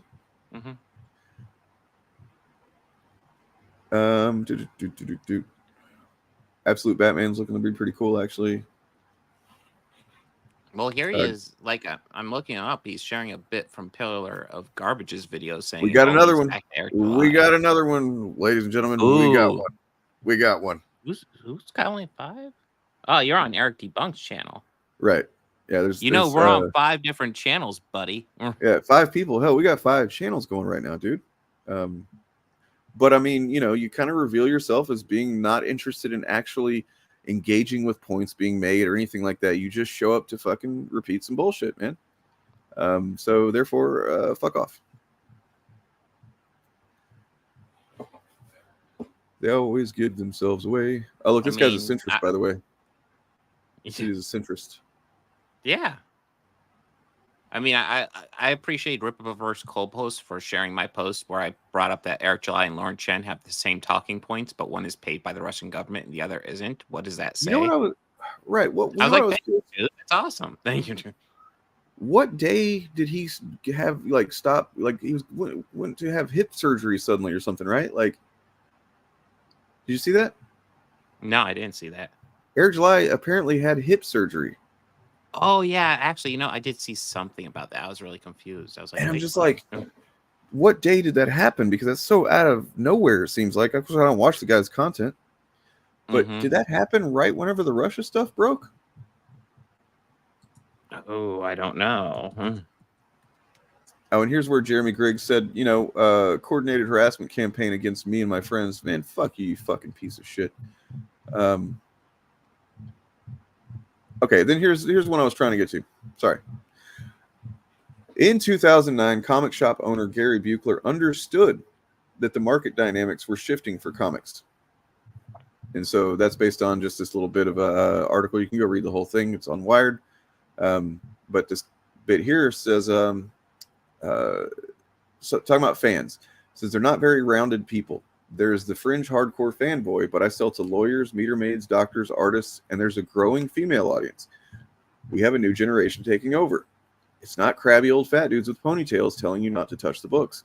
We want you to read it before you buy it. I equate comic book stores now to what record stores were in the early 80s. He had some nuance here. What was going on, right? Yeah. He seemed to get that there's different ways to analyze what's happening with markets. And then, of course, I had to share this. Pre-pandemic Gary was almost a different guy. Respectable standards for how fans should treat one another, even varied backgrounds. Less sure of himself or maybe less full of himself. What happened to make him veer hard right? Prioritizing wokeness as an insidious thing. And this is where I'm going to defend him from there's people out there being like, oh, they're Russian. No, I don't think so. I don't think so either. I think the Russian talking points align with Russian talking points a lot, but I don't think that there are people that Russian agents would look at and go, yeah, we can trust that guy. I think they would look at Gary's rhetoric and be like, we don't need to talk to him. He's already doing our work.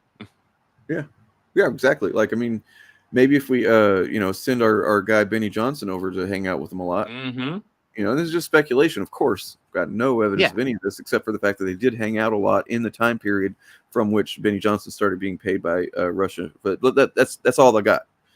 You know, I don't say this in the live reaction, but I cut, like yesterday, I think I posted the video about me going to Tenet Media and looking at the video by Benny Johnson that features Eric July and Chris Gore. And one of the things looking back on that video I thought was very fascinating was that Benny Johnson doesn't actually say a whole lot. He kind of guides Eric July and Chris Gore to say a lot, but he actually doesn't say a whole lot in that one. That's the same thing with him and Drinker and Gary on his show. Yeah, very similar. Yeah. Oh, and by the way, when I shared tell you what to say. When I shared these audio recordings of those threats, or the threat and the apology recording earlier, this fellow, I've been seeing him around a lot, but Pete Pilar shared this. Pilar? So he said, right, if arguments for demonetization based on YouTube's own terms of service are hate, then I'd love to know what to call the messages people like us get from those same creators' defenders. Example below. So, and you see what it is there. I think I might have gotten this exact same email. At least the headline seems very familiar. At first I saw it. You know, the headline does seem familiar. Did you get a Die Leftist Scum too? Possibly. Like, come on, guys. If you're gonna fucking send, you know, do something creative, man. Don't do something I forget. D45. I'm not actually a big fucking Disney fanboy. You want to come on and have a chat about it? You seem to be confident about what my positions are, so come on and explain yours. You want to? Anyway, but like, guys, if you're gonna fucking send us hate mail, please don't copy paste it. It's really insulting because we look at each other's hate mail, we share it. You know, like, oh, did you get this one? Yeah, I got that one too. Yeah, there's that conversation a lot. Did you get that? Yeah, I got that one. So like, we know if you're being really fucking unoriginal, man, it's fucking dumb. Yep, bad photocopies. You're not real people. Like, I mean, you are in like the most literal sense, like you're a human being, sure, but like a person, as far as like someone with your own ideas and thoughts and will and agency. No, you've given that up. If you're to this point, or you're to the point where you show up saying butthurt Disney fanboys in a chat that clearly anybody watching knows this guy doesn't know what he's talking about. Yeah, and look, fucking, the height of fucking, you get the fuck out of here, you fucking stupid piece of shit, man. Like, god damn it. I just recently released that edit of me going over Tenet Media, and I've got people in the comments. You know, my usual trolls are there, and you know, some of them are doing this as well, which makes me very suspicious. But what they're doing is they're literally defending Russia, and it makes me wonder: are these people just Russian bots that have been like hanging out on my channel for a while? Let's look at them. You'll have to give me a moment to dig it up. Hi, Morgan, by the way. I repeat what Jacob said here. Hold on. Yeah, I mean, as a DJ said in the new intro to the show that I still need to refine a little bit, you know, it's from a short that he put out about Drinker, and in fact, Drinker and Gary going on Benny's show back when it happened, and he's like, you know, you'll hear it one day. Mm-hmm. Look. Oh, I see what's going on.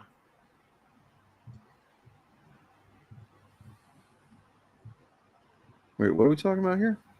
What was this?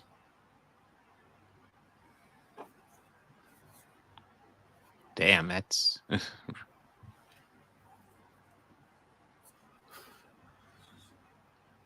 Yeah, a couple of the comments I've gotten. So here's one just saying, so Americans and Russian have to just disagree on every subject? It's like, that's obviously not my point.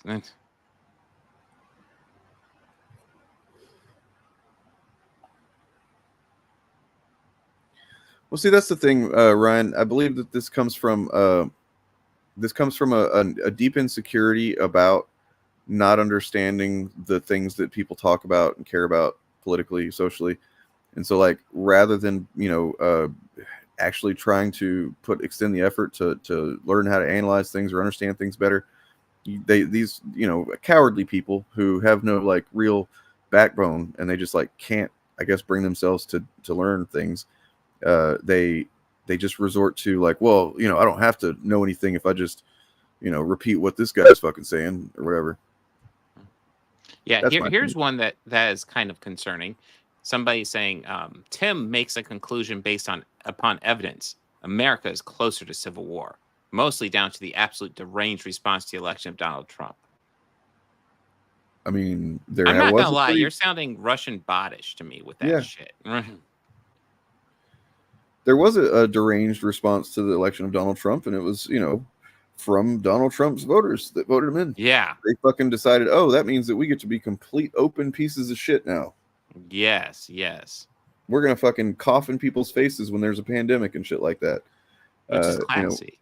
We're going to have fucking, pandemic parties where we all fucking just like flaunt the fucking Fauci ouchie and get sick and fucking die, and then blame that on the left too, because they wouldn't let us leave the hospital when we were dying or some shit. Yeah. And of course, I'm dealing with, I don't really deal with them too much, but lots of people saying, well, do you have proof Eric got paid by Russia? Not my fucking point, guys. I don't think Eric got paid by Russia. I don't. But I do think he's a useful idiot for him. It is. I mean, it's kind of like, you know what? I got a video that we should check out real quick. Just real quick. Because this guy's great. His name is Ryan McBeth. Have you seen him? No, it doesn't ring a bell. He's a kind of a data analyst kind of guy, but he's a very entertaining YouTuber. He's got close to 1 million subs. Holy shit. Damn. His first video I watched of him was whenever he showed how he proved that End Wokeness, the account End Wokeness, is just Posobiec. It's Jack Posobiec.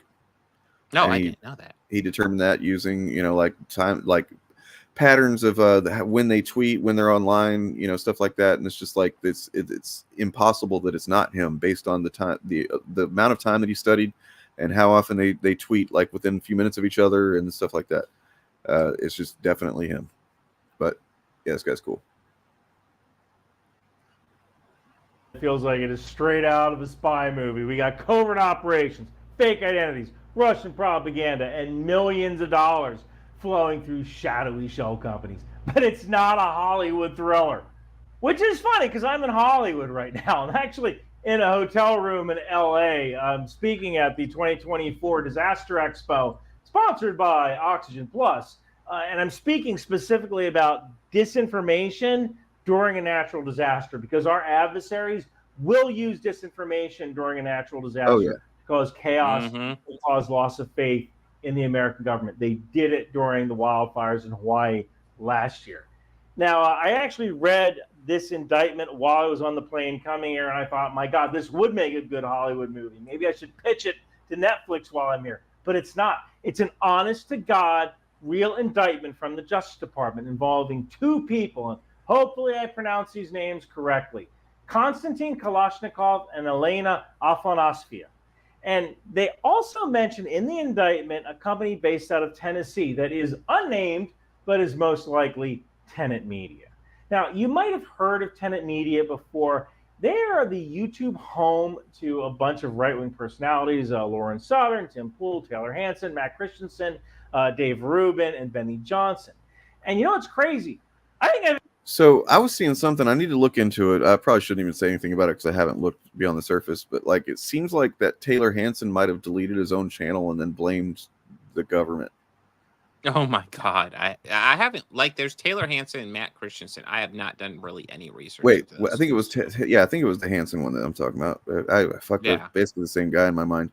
But like, I have no idea who they are. I've never. It's yeah, right. But I mean, like, Lauren Chin got her shit fucking nuked, and that makes sense because she's the one that's like very obviously, she knew what was going on. In the document, it's not. Yeah, she knew it was Russian. Like, you could make arguments for the R1s, although I played a clip of Tim Pool where it's like a little guilty looking, but she knew in that indictment. Tim Pool's the kind of guy that if you just knew him, like in your social circle, he would always be kind of like, that's that shady fucking guy. He always wears the beanie.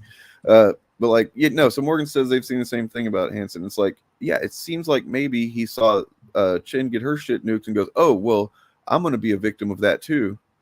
That's my next I thing. just looked up. Yeah, his shit seems nuked as well, but like But apparently YouTube responded to something and said that, like, I think they said they didn't do it, or somebody, I don't know, somehow they figured out that it wasn't actually necessarily anybody but him.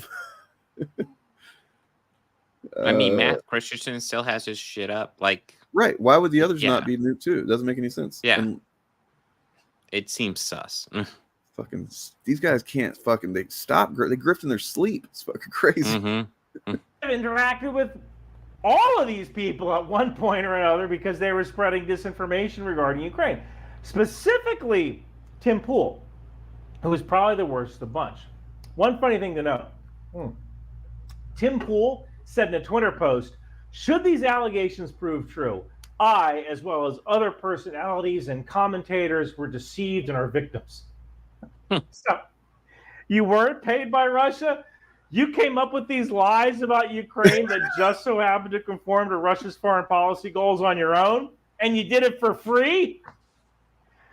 That's probably the dumbest thing you've ever said, Tim. And you have said some dumb stuff, but go with. Anyway, so I just wanted to get to that part because that's fucking funny, and you guys check him out if you want some entertaining but informative stuff. That's awesome. But I guess I don't think I had maybe one quick thing to mention. Oh, yeah. My bad. So Taylor Talks Comics. I wanted to promote his new. He's got a new review up for a comic. He's also got a Discord server. I think maybe that's open to the public. Go check his channel out and see what he says about it. But yeah, he's one of our pals. He's been busy as shit, but like he has a sponsorship, and I wanted to promote that for him because he's pretty excited about it. And he covers comics, but like he's not somebody that really cares much about superhero comics. Which that's not everybody's perfect. I get it. But if you're not interested in superhero comics either, and you're interested in what other kind of comics there are out there, I think Taylor Talks Comics is the channel to check out because he covers stuff like Mothballs by Sol Otero. Whoops.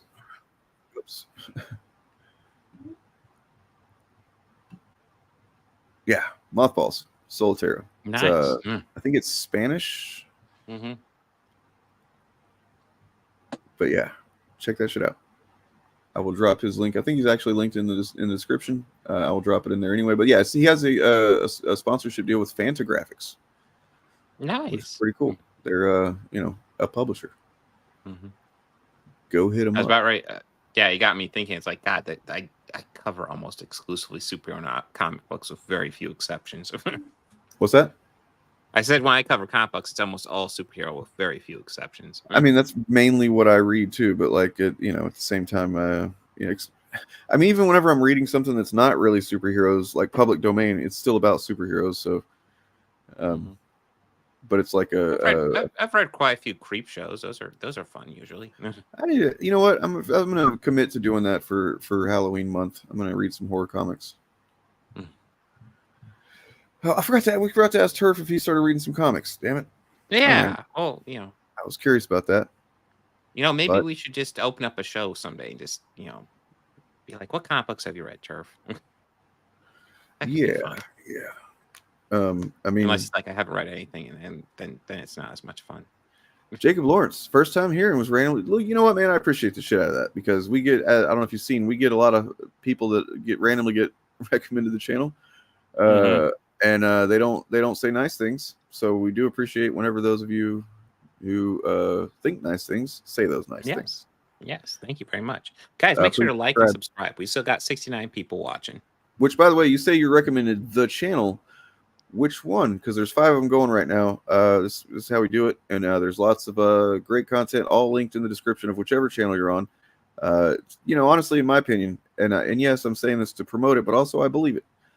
just the best fan content on YouTube in general, from a bunch of different perspectives. Oh, by the way, I also wanted to mention that the final entry to Chariot's Last Jedi series is up, and it's good. Oh yeah, that's a solid one. Yeah. I'm trying to figure out how I can cover that entire series. Hey, that's a good one. You know, that needs more love. But if you look in the description, you'll see our individual channels. That's our shared channel where, you know, obviously the clips go, and also the streams. But if you want to see our independent content where, you know, you don't have to look at Bob and you can listen to me or vice versa, whatever, then, you know, you can do that. Mm-hmm. Because, you know, as we like to say around here, I don't know if you know this, but hey, DJ Bob, shut up. All right. We should do a positive stream soon. That's true. We should do like a recommended content and then just like things we like stream. And then something that I've been wanting to do for a long time. I've been wanting to do a say something nice about chuds. Like where we have to each one of like we That's tough. A chud is drawn or something. We pick one and we have to say something sincerely nice about that chud. I was thinking actually, if Turf gets into comic books, which I hope he does, what we should do kind of towards the end of the year is just maybe do a tier ranking of some of our favorite comic book runs this year. Yeah, I mean, I doubt he's probably going to read enough to really contribute much to that, but you and I could do that for sure. Well, he needs to. I'm just saying. You know what? Jeopardy was fun. We should fucking, I should reach out to. Oh, yeah, we should do an Art Jeopardy. Yeah, that's fun. Yeah. Yeah. Yep. I'm gonna work my magic. I'm gonna do my stuff. Okay. All right, guys. Subscribe, like, comment, share. All these things, they are very important. Thank you for watching. Yes, they are. You see a video you like it. You see a video you don't like, ignore it. You sent me some stuff in my email. Okay. What about Chud Bingo? Well, I mean, it's kind of yeah, we could do that. Honestly, that's Pillar of Garbage's thing that I wanted to kind of promote it when he first did it and stuff like that. But I did it a little bit when covering some chuds, but I think it's funny when Pillar does it. I think he's a lot better at it. You know, we could do Guess the Grifter sometime. Maybe I'll put. We haven't done one in a while for next week. Yeah, that could be fun. Thank you for thanking me for streaming and praising Bill and hail Gordy and Gary doesn't smoke crack anymore. Hey, all right. Hail Elam over here, just who chilling. Oh, right he's here. all up there. That's fucking cute. Nice. Oh, Gordy, do something. Never mind. He's not doing anything cute. All right. Well, yeah. Everybody have a good one. Peace and word to your mothers and your fathers. Right. This is the new Kraven the Hunter trailer. So let's take a look at this movie. Subscribe. My son. We are hunters. Oh, it's a lot of white people. The greatest the world has ever known. It's a white person. It's a white guy. A lot of white people. I don't know that language. Is that another white guy? Who's next? Subscribe. Good grief, that costume. Are you like your father, a gangster? It's a lot of white people, don't you think? Killer? And I heard a voice. And behold. I mean, I guess the white guy's getting killed in that scene. You can't have that in Hollywood these days. There's a man going round taking names. My son. And he decides. A lot of men too. And who to blame. Yes. An animal. Yeah, more men, and they're white, because of course. Will stand up. Tell me about this hunter. Some are born and some are died. Once you're on his list, there's only one way off. When the man comes around. How much you want to bet it's a white guy doing this trailer song? All right, you assholes. I like them.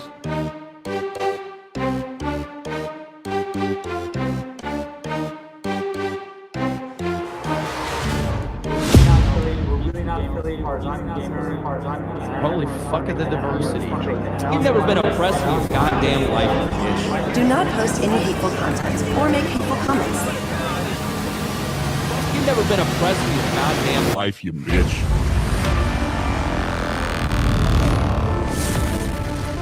We need the Glen buck. Oh yeah, give us the Glen buck. Come on. Damn, where is it at? I'm diversity. Do not post any hateful content. It's not okay ever to post videos that could provoke hatred.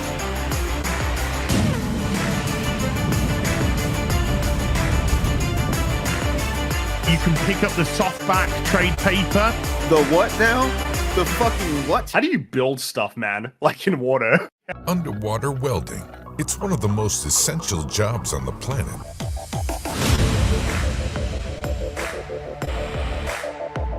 Give me the damn money, Glenn.